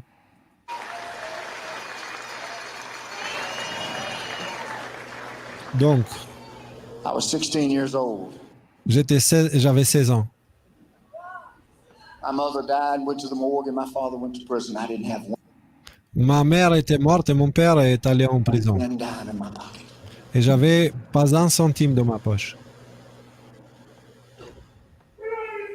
But I took the talent that God gave me, Mais j'ai pris le talent que Dieu m'a donné. and I had the fighting spirit Et j'ai eu l'esprit combatif to make it. d'y But in arriver. any other country in the world, I would not have made it. Dans n'importe quel autre pays du monde, je n'aurais jamais réussi. I made it because I was born in America, J'ai réussi parce que je suis né aux États-Unis. and America gave me the opportunity to succeed in my Et les États-Unis m'ont donné la possibilité de réussir dans ma vie. life, and that's why I love America, Et c'est pour ça que j'aime les and that's États-Unis. why I'm going to fight for America, Et c'est pour ça que je veux me battre pour les États-Unis. and that's why you're going to fight for America. Et c'est pour ça que vous allez vous battre pour les This États-Unis. is our country. Ceci est notre pays. Don't let anybody take it away Ne laissez personne le prendre de vos mains. from us. It's 1776. Nous sommes en 1776. C'est là où on arrive à la partie intéressante. This is our battle. Celui est notre combat. This is our fight. Celui est notre combat. This is for our freedom. Tout ceci est pour nos libertés. 1776 is Et c'est date de l'indépendance américaine, hein, 1776. back. Send a message from Georgia, Et nous envoyons ce message de la Géorgie. the battleground state of Georgia. The battle starts here today. It will. Le combat commence aujourd'hui en Géorgie, le terrain de bataille. Et pourquoi c'est important? Vous vous rappelez, on vous avait parlé de Gettysburg. En fait, il a un discours qui a l'air d'aller dans cette direction-là. Mais genre là, on n'est pas dans le discours politique. Là, on n'est pas dans le discours d'un homme de justice. Là, on est dans un discours humain, humanitaire. Et ce genre de discours, il n'y a pas eu grand monde qui les ont fait. Il y a le général Flynn qui en a fait un ou deux. Et là, c'est ce personnage-là qui se trouve aussi être l'avocat de Donald Trump. Donc, premièrement, ce qu'il dit est très juste. Nous nous battons pour nos libertés. Concrètement, ça veut dire qu'on n'a rien à perdre au final. Parce que soit on veut vivre libre, soit on ne veut pas vivre tout court en fait. Est-ce qu'il y a un de nous ici qui veut vivre dans un monde où on est des esclaves d'une petite élite de gens complètement tarés, malades? Non. Donc voilà, on se bat pour nos libertés, on n'a pas grand-chose à perdre dans l'histoire. Et on veut défendre le futur de nos enfants. Le discours qu'il a fait, il va dans ce sens-là. Il se trouve qu'il est aussi avocat de Trump. Et c'est quelqu'un qui n'a jamais été que de gauche ou que de droite. C'est juste un humain. Et je ne sais pas pourquoi, mais j'ai l'impression que ce personnage-là va avoir un rôle un poil, un petit peu important, on va dire. Donc, nous, on va garder un œil sur lui et ses actions. Puis en plus, c'est l'avocat de Trump, quoi. Tu vois, c'est pas... Léo, j'ai deux, trois petits points. Déjà, c'est pas l'avocat de Trump, c'est encore Dan, merci Dan. C'est comme Sidney Powell, il fait ça au même titre que elle, c'est-à-dire en tant que citoyen et avocat. Eh bien, encore mieux partie de la team. alors. Ouais. Mais il est dans la team qui se bat pour dénoncer la fraude, quoi. Complètement, oui, complètement. J'ai un autre point Merci, que Dan. j'ai oublié là, sur John Durham, j'ai oublié, je savais qu'il manquait un morceau. Mhm. Est-ce que tu as terminé avec Linwood, toi, ou pas? Ouais. Ok. Donc je reviens un petit peu sur John Durham parce qu'il s'est passé. Je savais que j'avais oublié quelque chose. Donc voici un lien que je te poste ici. Donc Léo, voilà, je t'ai posté un lien sur le private chat. Et je vais juste garder un petit point. Donc c'est un lien, c'est un article qui date de hier ou d'aujourd'hui. Le gouvernement a présenté jeudi, donc le gouvernement américain, son mémorandum de condamnation dans l'affaire de l'ancien avocat du FBI, Kevin Klein Smith. qui a reconnu avoir modifié un courriel utilisé dans une demande de mandat pour surveiller l'ancien conseiller en politique, Carter Page, donc l'ancien politique. Donc là, on parle de toute cette histoire de Russia Probe et compagnie, hein, c'est-à-dire les faux documents qui ont permis de justifier qu'on mette sur écoute Trump et toute son équipe. Le procureur, et donc, pourquoi c'est important? Ce type-là qu'on voit là, qui s'appelle Kevin Klein-Smith, c'est là, pour l'instant la seule personne qui a été inculpée dans le cadre de toute cette histoire. Donc, le procureur américain John Durham, identifié dans le dossier comme conseiller spécial, a demandé que Klein-Smith soit condamné au moins entre le milieu et le haut de la fourchette des directives applicables. Durham a souligné la nécessité que Klein-Smith soit puni d'une peine allant jusqu'à 6 mois d'emprisonnement afin de souligner la... Bon, voilà. Donc déjà, de quoi on note? 6 mois, c'est pas grand-chose. Hein. Klein-Smith, il n'a pas fait grand-chose. C'est-à-dire, il a pris des documents. Alors, c'est illégal, il n'y a pas photo. Hein. Il a pris des documents, il les a altérés et il les a soumis pour justifier l'enquête de Trump. Mais lui, c'est un second couteau. On est d'accord que c'est un petit. D'ailleurs, c'est pour ça qu'il va prendre que 6 mois de prison. Mais c'est le seul qui a été inculpé dans cette affaire-là. Pourquoi c'est important? Parce que Q, dans un drop 4621, confirme, excuse-moi, hein, je t'ai pris un peu de cours, je te mets le drop aussi si tu veux l'afficher, Léo. Donc Q confirme dans le drop 4621 que Kevin Klein-Smith, donc les initiales de Kevin Klein-Smith, c'est KC. K, c'est la 11e lettre de l'alphabet, C, c'est la 3e lettre de l'alphabet. Et il est question, à plein de reprises, dans les drops de Q, d'un marqueur 11-3. Donc beaucoup de gens, moi y compris, pensaient que le marqueur 11-3, ça correspondait à la date 3 novembre de l'élection américaine. C'est ça dans certains cas, et dans d'autres cas, c'est un marqueur qui correspond à Kevin Klein-Smith. Et ce marqueur-là est indiqué comme le début de beaucoup de choses. Il y a beaucoup d'affaires, de choses, je ne sais pas quoi, ça reste très flou, mais qui nous indique que le marqueur 11.3, c'est un marqueur qui indique le début des procédures judiciaires pour faire tomber l'État profond, en quelque sorte. Et là, on voit quoi? On voit Durham qui se connecte, qui condamne, qui pousse pour une condamnation de Klein-Smith. Et je pense que c'est quelque chose, il y a un lien, je pense que c'est un signe. Comment est-ce qu'on va l'interpréter pour l'instant? Moi, je ne suis pas capable de l'interpréter, on verra dans le futur. Ah ouais, en fait, c'est ça que ça voulait dire. Mais je pense que c'est un signe fort au regard du narratif de Q et des informations qu'il nous donne. C'est pas mal ça. Ouais, ça c'est pas mal. Ça m'avait échappé complètement. Merci Rudy. Ça date de genre 1 heure avant le live. Hein, donc... je pense qu'en plus, je pense que tu as parfaitement raison et j'étais en train de me dire le 11-3, en fait, peut-être que ça symbolise une période finalement, parce que c'est quoi? C'est la date des élections. Sauf que techniquement, c'est la date de la fin des élections. Sauf qu'on n'a toujours pas de résultat. Donc techniquement, on est toujours dans le 11-3, tu vois? Donc, ça voudrait dire que le code 11.3, ce sont des choses qui vont se passer pendant la période où on est en train de clarifier ce qui s'est passé avec les élections. Et le 11.4, donc les arrestations de, comment il s'appelle, Podesta et tout ça, ouais. En fait, c'est la période, oh la vache, mais c'est énorme. Et en plus, pour aller plus loin encore, parce que moi, j'avais une discussion avec quelqu'un qui me disait, mais il nous avait dit, juste après les élections, le narratif du Covid, ça va se terminer. Bah ouais, mais avec l'interprétation que tu viens de donner, ça fait du sens. Parce que là, le narratif du Covid n'est pas du tout terminé.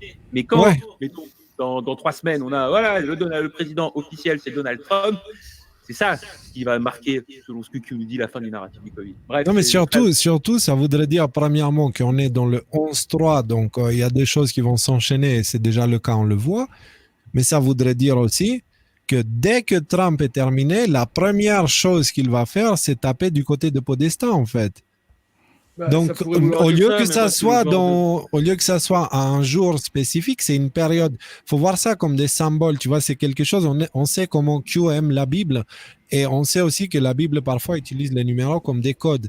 Donc, 11.3, c'est une date qui symbolise quelque chose. Et du coup, c'est une date qui symbolise, prenons la chose qu'elle symbolise, les élections. Et le 11-4, ça symbolise quoi? Le lendemain des élections, donc juste après. Donc, ça symbolise la période après la validation des résultats. Et du coup, ça voudrait dire qu'on est vraiment proche à attaquer les Podesta et tout ça, en fait. Dès que cette histoire d'élection soit terminée, en fait, tu viens de nous annoncer le carnet de route, là, Rudy. Merci beaucoup. Écoute, on essaye. Attends, il y a quelqu'un, Replay, qui nous envoie vers le drop 25, si tu veux bien ouvrir le drop 25. Parce qu'apparemment, Donc, replay, Là. c'est affiché, j'espère. Ouais. Proof to begin 11.3. Ouais. Donc bon, on va C'est, voir. les amis, on est là. Hein. On est là. On est là. Là, il y a encore quelque chose qu'on avait dit. On l'avait mal compris. Mais on vous avait dit que ces choses-là, en fait, si nous, on les comprend facilement, l'État profond aussi. Donc, voilà. Concrètement, le code 11.3, ça concerne la période dans laquelle nous sommes actuellement. La période où on va essayer de définir les élections. D'accord? Les résultats, donc c'est le combat de la fraude, machin, Trump qui dit j'ai gagné, Biden et les médias qui disent j'ai gagné. Donc, voilà. Mais une fois que tout ça, ça sera terminé, et en plus, ça posera, parce que si la fraude s'avère, c'est pas une fraude, c'est une haute trahison. Donc, tribunaux militaires, l'incompétence de la CIA et du FBI qui n'ont pas réussi à l'empêcher sera remis en question. Donc, tribunaux militaires, investigation militaire. Et là, c'est game over, c'est fini. C'est fini parce que les chemins des militaires, ça va beaucoup plus vite que les chemins traditionnels, en fait. On est proche, là. On est proche. C'est énorme. C'est gigantesque ce qui vient de sortir, là. Merci, Rudy. Merci. Écoute, avec plaisir, merci. C'est ouf. Ouais. Donc, passons au prochain sujet. Et gardons un œil de ce côté-là. En tout cas, c'est très intéressant. Ouais. Passons du coup, à moins que vous ayez autre chose, enfin que vous ayez des choses à ajouter. Non, moi je n'ai rien à ajouter là-dessus. Léo, t'as dit 11.7 ou 11.3. 11.3? Voilà. Je savais que c'était à peu près ça. C'est pas une loi en France, là, le 11.3, non? Non, c'est le 49.3. 49.3. Ah, bon. Voilà. Donc, il faudra continuer de porter le masque malgré le vaccin. Bienvenue dans la réalité française. Si De toute façon, ouais, vas-y. si le truc ne dépasse pas 90 jours de garantie, de toute façon, oui, le masque, tu m'étonnes qu'il faudra continuer à le mettre. Là, je suis navré, mais là, je vais prendre le temps d'aller dans le live précédent et puis on va regarder une petite vidéo ensemble parce que, bah, juste là, avec les vaccins, c'est du gros n'importe quoi. Donc, nous avons, en plus de toutes ces informations, écoutez un petit peu, essayez de garder votre patience. Jusqu'à quand allons-nous devoir porter un masque ? Quelles sont les mesures qui vont être levées en premier ? Je ne peux pas encore vous le dire. Hein. Ça dépendra un petit peu de la nature des foyers, par exemple, qui se déclareront, etc. Si on arrive à vacciner, je vais donner un chiffre comme ça, 80-90% des Français, parce qu'il faut quand même tenir compte que ces vaccins ne sont pas 100% efficaces, on aura une couverture telle qu'on peut tout à fait logiquement penser qu'on reviendrait à une vie normale. Je me fais vacciner. Aurais-je la garantie de ne pas tomber malade ?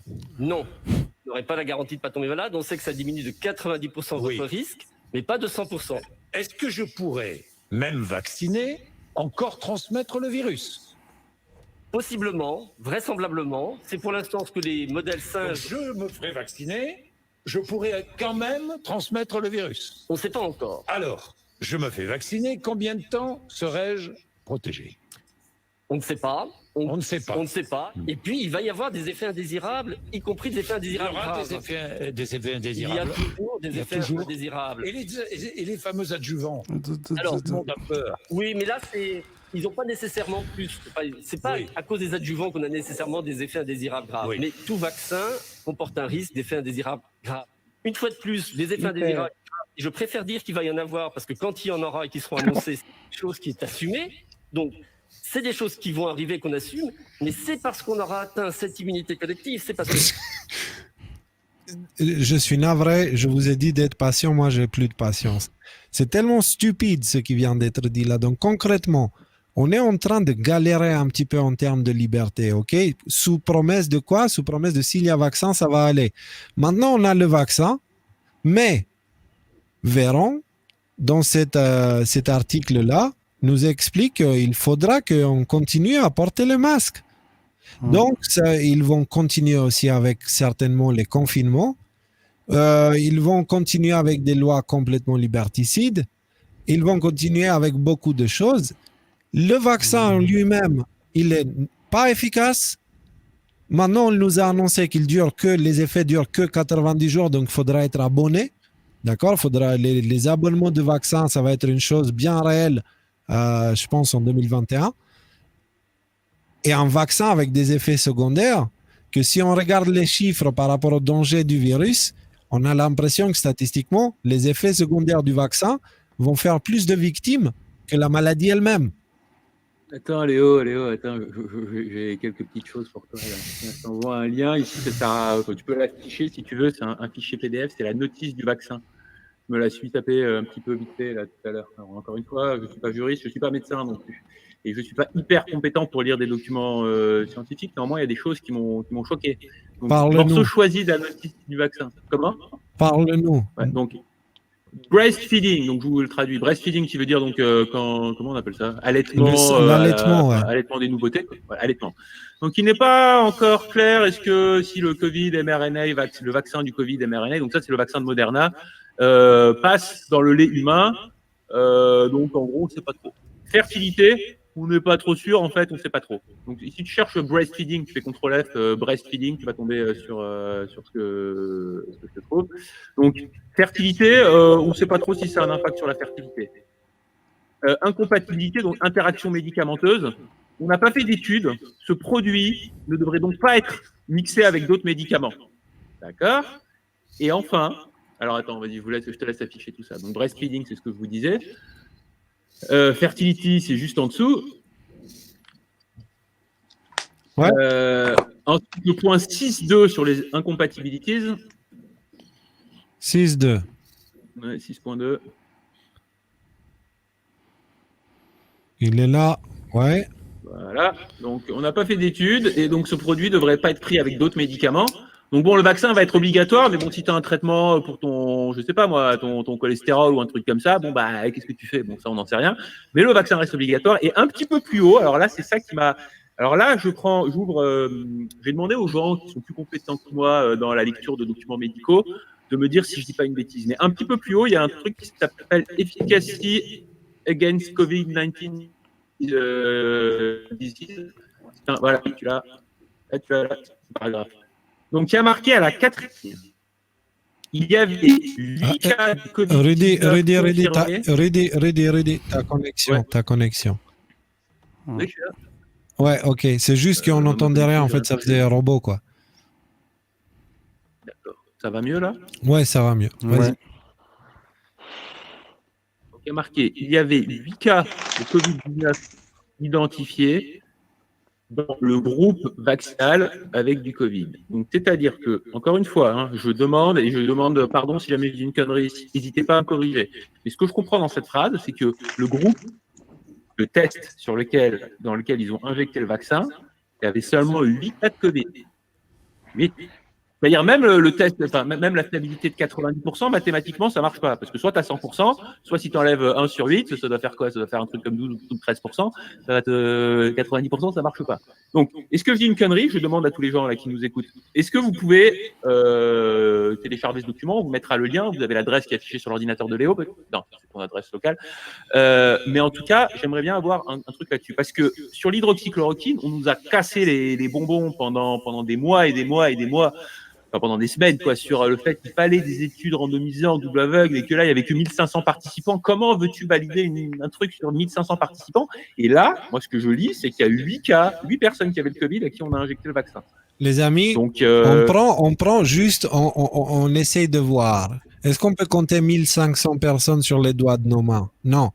Par contre, est-ce qu'on peut compter 8? Oui, on peut compter 8 en fait. Donc, c'est-à-dire, il y a on a plus de doigts que de personnes sur lesquelles ils ont testé le vaccin, si je comprends bien. Et du coup, c'est un vaccin. Et du coup, le cobaye, ça va être nous, en fait. C'est pour ça qu'il parle des effets secondaires, de ceci, de cela. Il n'y a jamais eu dans l'histoire un vaccin qui a tous les critères de celui-là. Celui-là, c'est vraiment, on dirait qu'il cherche ils prennent le modèle économique de Netflix. D'accord? Et il l'applique au vaccin. Il faudra avoir un abonnement vaccinal, quoi. c'est... Je viens de publier le lien dans Décodeur Info Direct pour les gens, parce que je vous demande de me confirmer ce que je dis. Voilà, vous avez le lien dans Décodeur Info Direct. Voilà. Ok. Donc, et en ce qui concerne les vaccins, encore une fois, il y a le meilleur des arguments qui est celui du ceux qui ont peur et qui ont envie de se faire vacciner, ils peuvent. Ceux qui ne veulent pas se faire vacciner, techniquement, ne devraient pas être dangereux pour ceux qui... J'ai pas eu le dessin. Et ils ne sont pas dangereux pour ceux qui ont pas eu le vaccin, en fait. Pardon, là, je suis un petit peu confus parce que il est où le dessin, en fait? C'est bon, il est là. Pendant qu'on cherche le dessin, je vais attirer juste votre attention sur la photo de cet article-là qui est encore à l'écran, où il y a beaucoup de gens qui ont le masque en papier, comme tout le monde, et il y a beaucoup de masques rouges. Et on se faisait la réflexion, est-ce que ces masques rouges, c'est pas des gens qui ont répondu à l'appel? Moi, j'ai un masque rouge, parce que j'aime pas mettre mon masque, mais des fois, tu es obligé, pour répondre à l'appel qu'avait lancé Alexis, de dire, bon, vous mettez un masque rouge, ça veut dire, je mets mon masque, mais je suis pas content. Donc, je me demande si c'est ça. Donc, on relance l'appel. Hein. Si jamais vous avez un masque à mettre, prenez le rouge. Comme ça, au moins, vous montrez que vous n'êtes pas d'accord avec toutes ces conneries. Voilà. Et on a un petit... J'ai l'impression d'être pris pour un con. Ouais, il a pris, ouais. Non, mais c'est les amis, je pense qu'il y a beaucoup de scientifiques. Là, même les scientifiques, ils vont l'ouvrir parce que c'est tellement absurde ce qui se passe. Et le truc, c'est que je suis sûr que même si au début, ils n'osent pas, à un moment donné, ils vont se poser la question, non mais attends, parce que à quoi ça nous emmènera tout ça, tu vois? Donc, je pense qu'on va commencer à avoir de plus en plus de personnes qualifiées qui vont commencer à contester et qui ne sont pas corrompues, évidemment. Donc, les vaccins, si moi, par exemple, je ne le prends pas, mais que ma copine, elle a très peur et du coup, elle le prend, moi, techniquement, je ne devrais pas être dangereux pour elle. Donc, je ne vois pas le principe les non-vaccinés, on ne les laissera pas prendre le bus, on ne les laissera pas prendre l'avion et tout. Et puis, c'est quoi? Demain, on va nous coller l'étoile jaune. C'est quoi l'histoire? Si les non-vaccinés vont avoir l'étoile jaune et puis on va leur jeter des cailloux, c'est comment que ça se passe, en fait? Donc, allez, c'est bon avec les vaccins. Ils vont pas arriver à nous forcer avec ça. Et concrètement, si on me pose la question, même si ça m'interdit d'aller partout, j'en ai rien à foutre, je ne le prendrai pas, ce vaccin, en ce qui me concerne. Je ne peux pas vous conseiller de faire de même. En ce qui me concerne, je ne le prendrai pas. Pour plusieurs raisons. Plusieurs raisons, dont certaines qui ne sont pas drôles du tout. Donc, voilà, en ce qui concerne le vaccin, vraiment gardez vos yeux un petit peu de ce côté-là. Nous, on fera au mieux pour garder aussi un œil, parce que là, on commence à voir, par exemple, Bush, Obama et qui d'autre, une personnalité aussi connue, autre, comptaient, enfin, ils accepteraient de se faire vacciner devant les caméras. Ouais, bien sûr. Comment nous, on sait que ce que vous mettez dans votre corps, c'est le vaccin? On ne peut pas le savoir. Et ben voilà. Donc là, on a des animaux de laboratoire. La souris, vas-y Raphaël, explique-nous un petit peu. Voilà, la souris qui dit tu te ferais vacciner, toi, et l'autre qui répond jamais de la vie, ils n'ont même pas encore essayé sur l'homme. Et ben voilà, ça va être le premier vaccin qui sera plus essayé à l'homme qu'aux animaux, en fait. Parce que là, concrètement, ils ont fait plus ou moins aucune étude sur rien du tout, et ils vont le tester à l'homme, et ils verront des rats de laboratoire. Ils vont le tester au laboratoire éventuellement, pour se dire, ah bon, comment on a fait? On est de ce niveau-là, quoi, tu vois. Bon, sur ce, on passe au prochain sujet qui est celui on a posé la question à Monsieur Castex. Pardon. On lui a posé la question où est-ce qu'il a mis son humanité. Et regardez sa réponse. Ah bon, j'en ai une. Ah bon? Il va y arriver. Si vous ne saviez pas jusqu'à là qu'est-ce qu'il cherchait exactement, c'était nous. On était là-bas et on lui a posé la question, montrez-nous votre humanisme, votre humanité.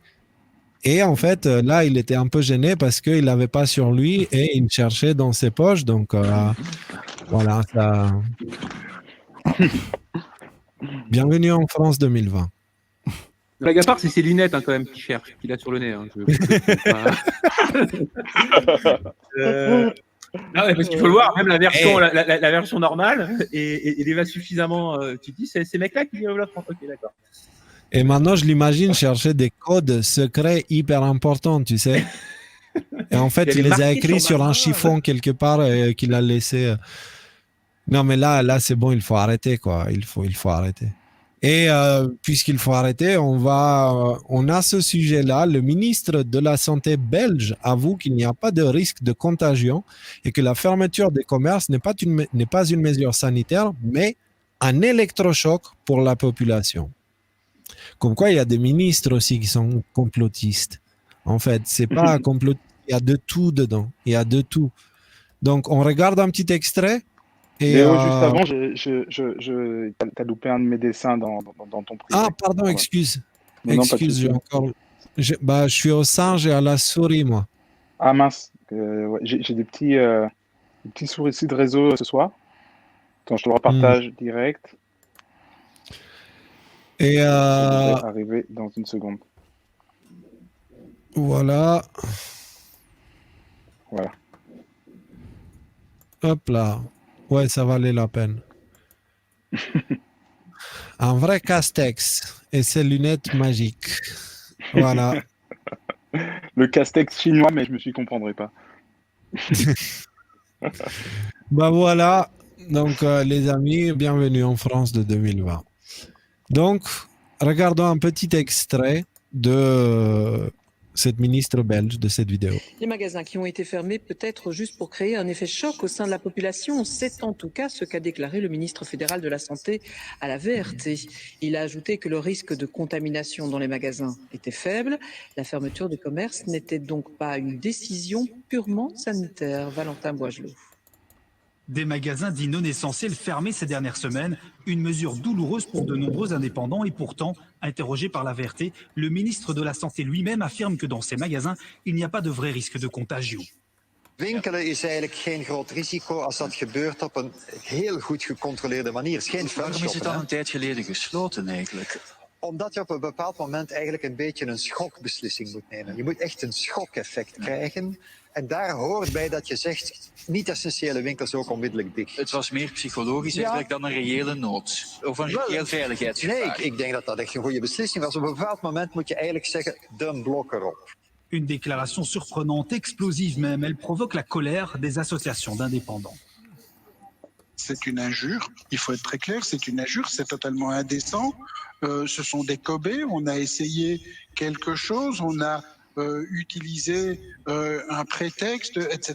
Mais c'est très inquiétant, bien entendu, puisque maintenant, le doute va s'installer. À chaque décision, chaque fois que le ministre Van den Broek va dire quelque chose, on va se demander si c'est réellement une décision qui est censée ou si c'est un coup dans l'eau, un coup d'essai. Avec une telle déclaration, de nombreux indépendants s'interrogent aujourd'hui sur d'autres décisions du gouvernement. Aujourd'hui, on a peur. Hein, on a toujours nos esthéticiennes, nos coiffeurs qui sont fermés. Est-ce que c'est également, est-ce que derrière ça, il y a aussi un message subliminal qui est de dire, tiens, c'est aussi pour un électrochoc, c'est peut-être pour une raison qu'on ne dira que plus tard. Dans les bureaux de cette autre association, l'incompréhension est totale. Les propos du ministre ont fait l'effet d'une bombe. On joue ici avec la santé économique de environ 35 000 entreprises, des magasins non essentiels et leurs familles, parce que souvent les entreprises ont aussi du personnel. Donc juste pour un effet choc, ça va pas du tout. Les commerces non essentiels doivent ouvrir à nouveau leurs portes demain. Ce sera sans doute avec beaucoup d'amertume. C'est... Là j'ai l'impression d'entendre la musique de X-Files dans le fond, tu sais. Mais genre, le niveau de la stupidité est en train d'atteindre de tels niveaux.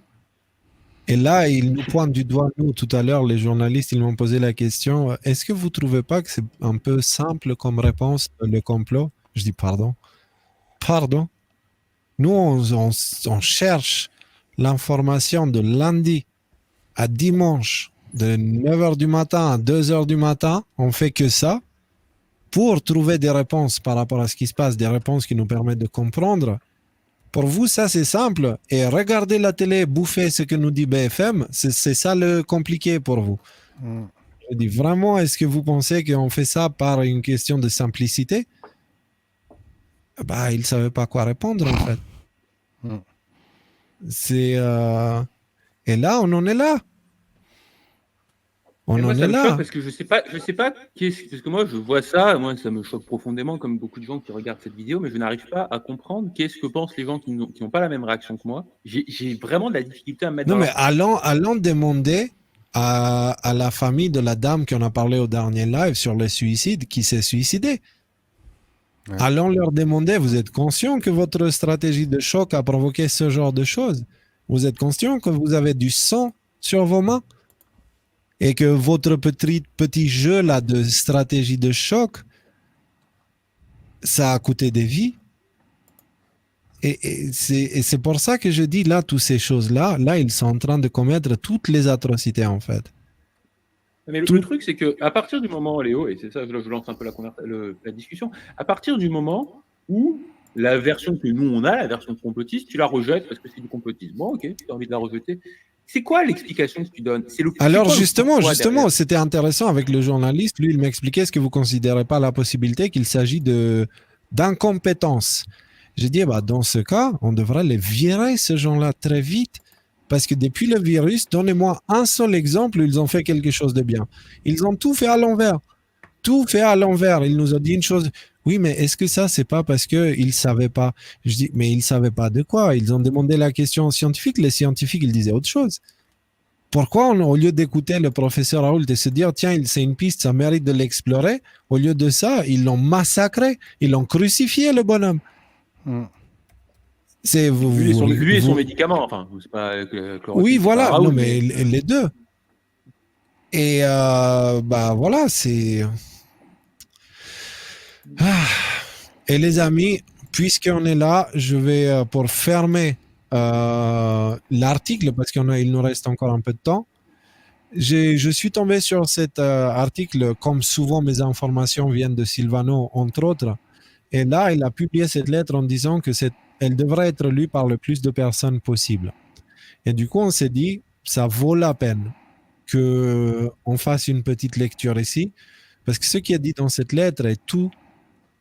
Enfin, c'est une bonne idée de le lire, quoi. Voilà. Donc, chers amis, la France qui vit un cauchemar depuis des mois se réveille. Dans beaucoup de villes de notre beau pays, le peuple est en marche pour retrouver sa liberté, pour exiger le retour de la démocratie. En tant que médecin spécialiste des maladies infectieuses et ayant été président de nombreuses instances ou conseils de santé publique, y compris sur les vaccins, je mesure chaque jour les incertitudes générant la peur et la désarroi croissante de nos citoyens. Je prends le risque d'être à nouveau qualifié de complotiste ou mieux de rassuriste, terme désignant ceux qui critiquent ou challengent la pensée unique. Je finis par être fier de ces appellations. Mes propos expriment la vérité n'ayant jamais changé depuis le début de l'épidémie. Je considère donc qu'il est de ma responsabilité de m'exprimer à nouveau ce jour sur l'ensemble du volet médical de la COVID-19 et en particulier sur le sujet vaccinal, désormais l'élément central et quasiment unique de la politique de santé de l'État. Beaucoup de Français ont été hypnotisés par la politique de la peur. Depuis septembre 2020, on nous avait annoncé une deuxième vague terrible de l'épidémie, pire que la première. Le ministre de la Santé, le docteur Olivier Véran, le président du conseil scientifique de l'Élysée, le professeur Jean-François Delfrézy, le directeur général de la santé, le professeur Jérôme Salomon, l'Institut Pasteur, nous ont annoncé des chiffres catastrophiques avec une augmentation exponentielle du nombre de morts. Les hôpitaux devraient être saturés et débordés. Même le président de la République, lors d'une allocution télévisée récente annonçant le reconfinement, nous a prédit pas moins de 400 000 morts, renchérissant sur les 200 000 morts estimés peu de temps auparavant par le professeur Arnaud Fontanet de Pasteur. Ces chiffres irréalistes n'avaient qu'un but, entretenir la peur pour nous faire rester confinés, sagement masqués, Pourtant, l'usage généralisé des masques en population générale n'a aucun intérêt démontré scientifiquement pour enrayer l'épidémie du SARS-CoV-2. L'utilisation des masques devrait être ciblée pour les malades, leur entourage, surtout les personnes à risque, et les soignants au contact. Or, l'épidémie régresse et n'a entraîné aucune apocalypse. La dynamique de la courbe montrait depuis des semaines le profil d'un rebond épidémique saisonnier qui s'observe avec certains virus. Une fois la vague épidémique terminée, cela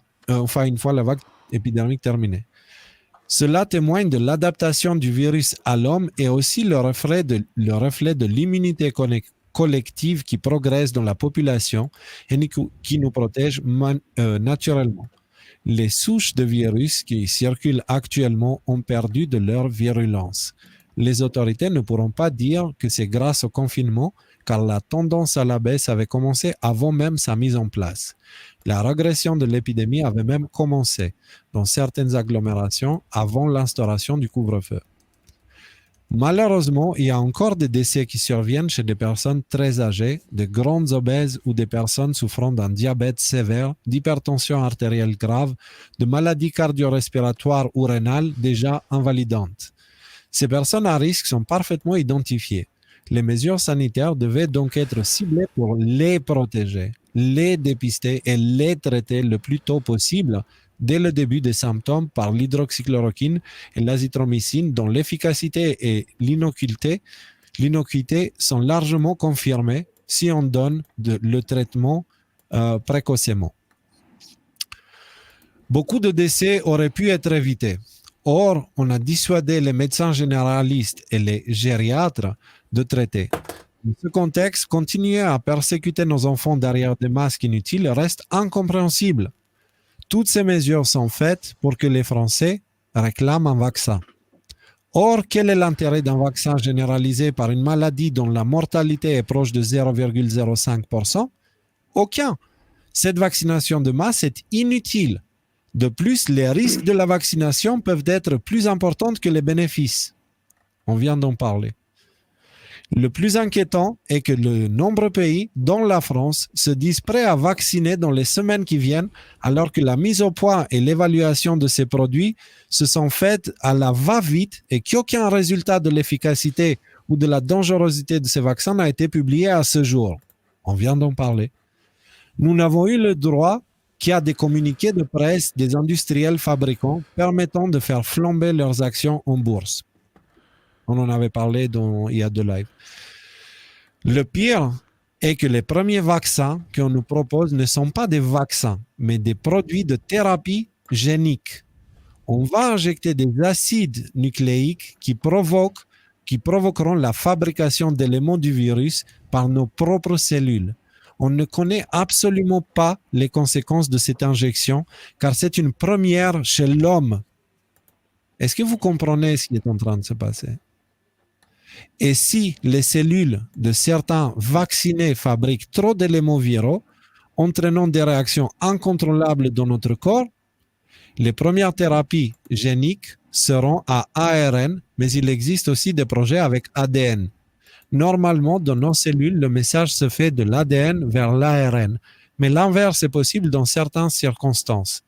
D'autant que nos cellules humaines contiennent depuis la nuit des temps des rétrovirus dits endogènes intégrés dans l'ADN de nos chromosomes. Ces rétrovirus domestiqués qui nous habitent sont habituellement inoffensifs, contrairement au VIH, rétrovirus du sida par exemple. Mais ils peuvent produire un enzyme, la transcriptase inverse, capable de transcrire à l'envers de l'ARN vers l'ADN. Ainsi, un ARN étranger à notre corps est administré par injection pourrait coder pour de l'ADN, tout aussi étranger, qui peut alors s'intégrer dans nos chromosomes. Il existe donc un risque réel de transformer nos gènes définitivement. Il y a aussi la possibilité, par la modification des acides nucléiques de nos ovules ou spermatozoïdes, de transmettre ces modifications génétiques à nos enfants.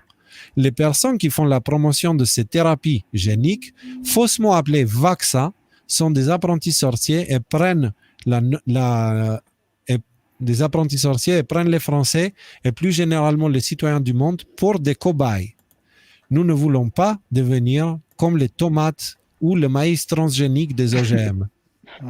Un responsable médical dans des laboratoires pharmaceutiques fabricants a déclaré il y a quelques jours qu'il espérait un effet de protection individuelle, mais qu'il ne fallait pas trop espérer un impact sur la transmission du virus, donc sur la dynamique de l'épidémie. C'est bien là un aveu déguisé qu'il ne s'agit pas d'un vaccin, un comble. Je suis d'autant plus horrifié que j'ai toujours été en faveur des vaccins et que j'ai présidé pendant des années des instances élaborant la politique vaccinale. Aujourd'hui, il faut dire stop à ce plan extrêmement inquiétant. Louis Pasteur doit se retourner dans sa tombe. La science, l'éthique médicale et par-dessus tout le bon sens doivent reprendre le dessus. Christian Perron. Et en fait, là, vous avez aussi l'explication dans le live spirituel où on dit qu'en fait, là, il y a intervention qui vient d'au-dessus. Il y a quelqu'un qui nous a dit pourquoi maintenant et pas avant. Parce que concrètement, ce qu'il faut savoir, que là, ce que l'état profond compte faire, c'est de nous transformer en des tomates transgéniques. Qu'est-ce qu'ils ont besoin de ces tomates transgéniques pour exister? Leur validation, en fait. Ils ont besoin de leurs produits. Donc, ils cherchent à nous rendre complètement dépendants sur des choses que eux contrôlent.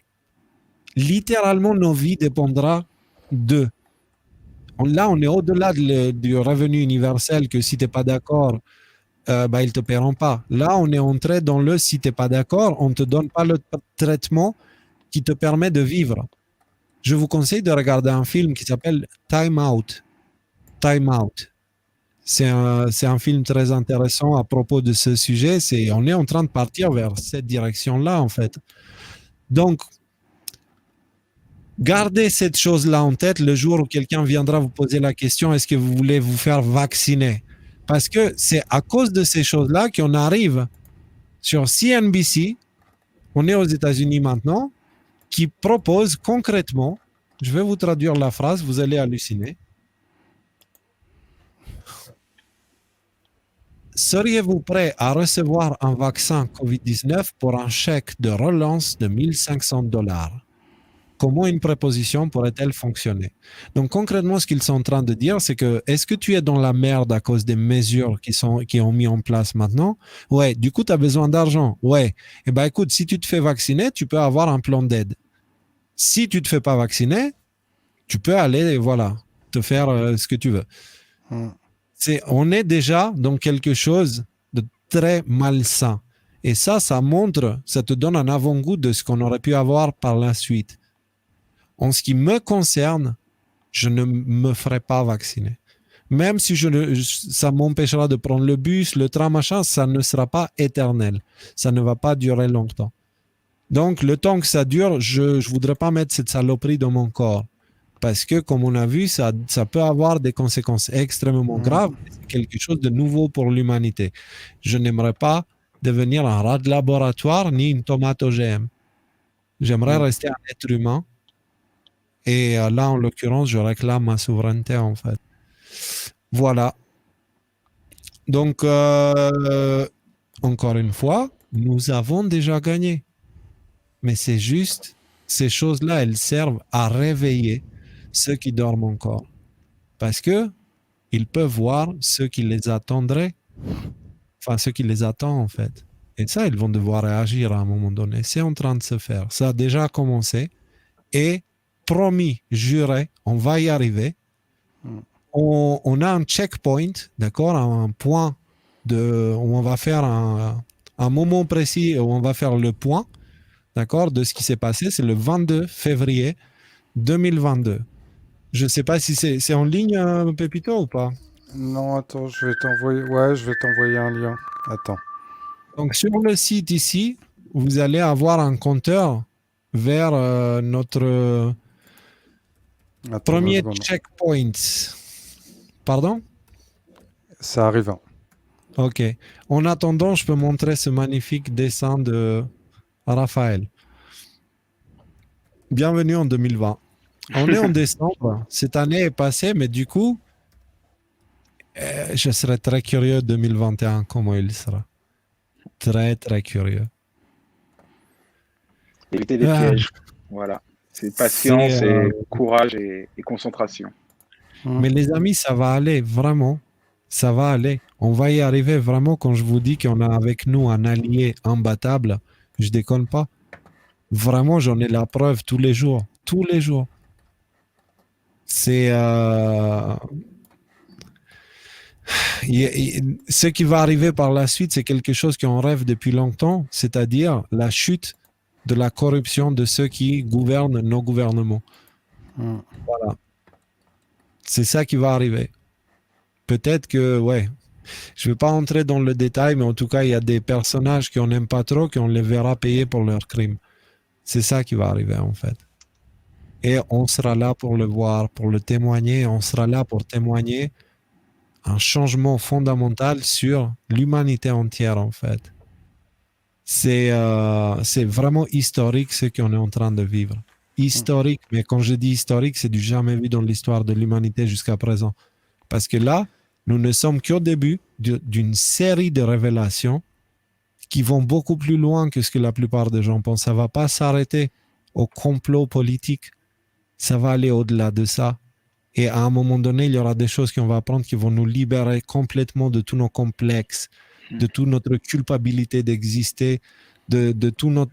Ouais, de la pression sociale et de ce genre de choses-là.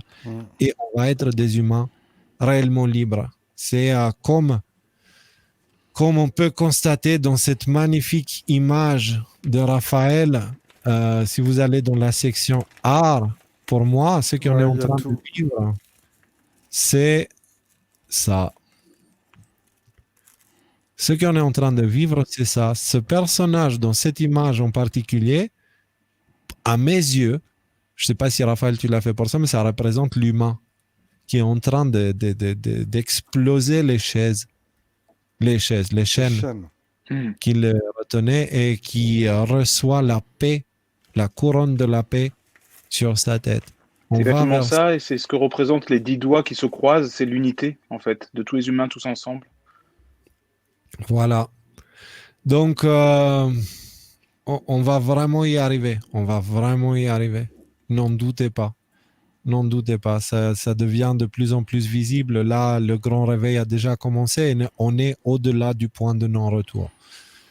Donc, sur ce, à moins que vous ayez des choses à ajouter, en ce qui me concerne, je pense qu'on peut arrêter pour ce soir. Là, je suis un petit peu plus fatigué que d'habitude, donc. Mais ouais, alors moi je m'excuse, j'ai détrollé un peu le salon ce soir. Il y avait vraiment du troll ce soir. Donc s'il y a des gens qui se sont fait virer du chat par mégarde, pardon.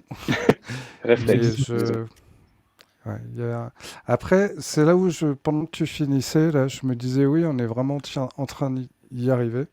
Je vois mon expérience là de ce soir où il y avait vraiment beaucoup de trolls et effectivement, je pense que ça fait chier 2-3 personnes. Qu'elle pas trop ce qui se passe en ce moment. Ouais, le fait que l'existence des trolls, montre de la résistance. Voilà, bon. Mais après, si on ça vous amuse de venir... Regarde, on était au stade où ils nous ignoraient. Chaque vérité passe par 3 étapes. Au début, ils t'ignorent. Ensuite, ils te combattent. Ensuite, ta vérité est acceptée comme quelque chose de complètement logique. On était dans le stade où ils nous ignoraient. Le complot n'était pas important. Aujourd'hui, on est au stade où ils nous combattent. On avait des journalistes ici, aujourd'hui. Et ils attaquent QAnon par tous les moyens possibles et imaginables. Prochaine étape, c'est que la vérité qu'on emmène sera une vérité communément acceptée. Donc déjà, on a bien avancé de ce côté-là. On va y arriver. Ouais. Ça vous dit, on finit sur le clip ce soir? Léo, juste dans le privé, on a mis un dernier sujet. C'est toi qui décides si on met un mot dessus ou pas du tout. Ok. Bah, en fait, moi, c'est un sujet que je connais pas du tout. Si vous voulez, allez-y. Bon ben, alors dans ce cas-là, voilà, juste un mot rapide et comme ça on pourra dire après. Mais moi, j'y tiens beaucoup et j'avais envie de donner cette belle nouvelle pour ceux qui ne savaient pas encore. C'est que Samayo a été libéré hier. Voilà, donc là, il est en soins médicaux, il est pris en charge, Il a dû sûrement rejoindre Jeannette, pour ceux qui connaissent, et c'est un grand symbole et un grand pas pour ceux qui combattent notamment la pédocriminalité en France et dans le monde entier. Donc voilà la belle nouvelle du soir auquel je tenais. Voilà, Stan Maillot, pour ceux qui ne connaissent pas, c'est un ancien gendarme qui a quitté enfin, c'est même un ancien militaire qui a quitté jusqu'à la gendarmerie parce qu'il a vu des choses vraiment pas cool se passer là-bas. Il en parle, il a des lives, des conférences qui ont été faites, qui sont très longues d'ailleurs, avec sa femme Jeannette, et il s'est mis à chasser les pédocriminels, notamment en France. Et en fait, il a pris ce combat très au sérieux, il s'est mis à les pourchasser pour de bon, et il s'est pris un peu au jeu, entre guillemets, jusqu'à aller isoler et sauver des enfants. Donc, comme on sait, en France, il se passe pas mal de soucis sur ce sujet-là, donc il a été traqué par les forces qui lui en voulaient, quoi. Il a fini par quitter le pays. Et puis, il s'est fait attraper au Venezuela par les services secrets français qui l'ont ramené en France. Il a fait 4 ans de prison, où il a été, il a pas été très bien traité, on va dire. Il n'avait pas de soins médicaux ni rien, donc il en a pas mal bavé. Mais c'est un peu notre héros moderne, notre James Bond français qui, voilà. Si vous connaissez pas ce sujet-là, je vous invite à vraiment aller vous renseigner sur ce monsieur, parce que derrière, c'est une bombe atomique qu'il y a derrière lui. Voilà. Tu sais pourquoi il avait été en prison? C'est quoi Oui. les En fait, il a aidé une maman justement à sauver ses enfants du père prédateur. Et en fait, on l'a accusé, donc les tribunaux, hein, je ne sais pas comment dire, mais vous avez compris ce que je veux dire. On l'a accusé en fait d'être lui-même kidnappeur de ses enfants. Voilà. Ouais. Vous sentez que ça pue. Ouais. Voilà. Technique classique, ils lui ont mis sur le dos. Exactement. Il a voulu aider la mère et du coup, c'est devenu lui le. Ce qu'il combattait. Ouais. Voilà. Ouais. Et alors voilà. Ils l'ont traqué jusqu'au Venezuela pendant des années, mais ils ont fini par l'avoir. Et pourquoi il a été libéré? Et là, il a été libéré. Donc, il avait pris 4 ans ferme. Hein, et là, il a juste fait sa période. Ok. Et il est sorti. Il est avec sorti 10 jours d'avance, bon mais il est sorti. Voilà. Ah, il est sorti au bon moment. Le monsieur, on va en avoir besoin des comme lui. Hein. J'ai toujours dit que malheureusement, il allait fuir au Venezuela parce qu'il ne savait pas, mais s'il avait au moins fui aux États-Unis, il aurait peut-être eu une porte de sortie plus sympathique. Mais bon, voilà. Il va revenir sur la scène, c'est sûr, et il va se passer des trucs. En tout cas, il sort à un bon moment. On aura besoin des témoignages de ce genre dans le futur, histoire de nettoyer un peu en France. Gros dossier Stan Maillot. Je vous invite vraiment à aller vous intéresser à ce dossier si vous n'étiez pas au courant, parce que c'est énorme. L'affaire du trou, tout ça, tout est lié. Yes. Écoutez, du coup, on va finir sur cette bonne nouvelle. On va vous dire merci d'avoir été si nombreux encore ce soir. Merci beaucoup. Merci beaucoup. Et encore une fois, on va y arriver. Restons ensemble, restons unis. Et la lumière, elle est là, on peut déjà l'apercevoir. Ouais. À très bientôt. Merci à Raphaël, Pépito et Rudy. Merci. Merci à tous. Au revoir. Ciao. On va y arriver.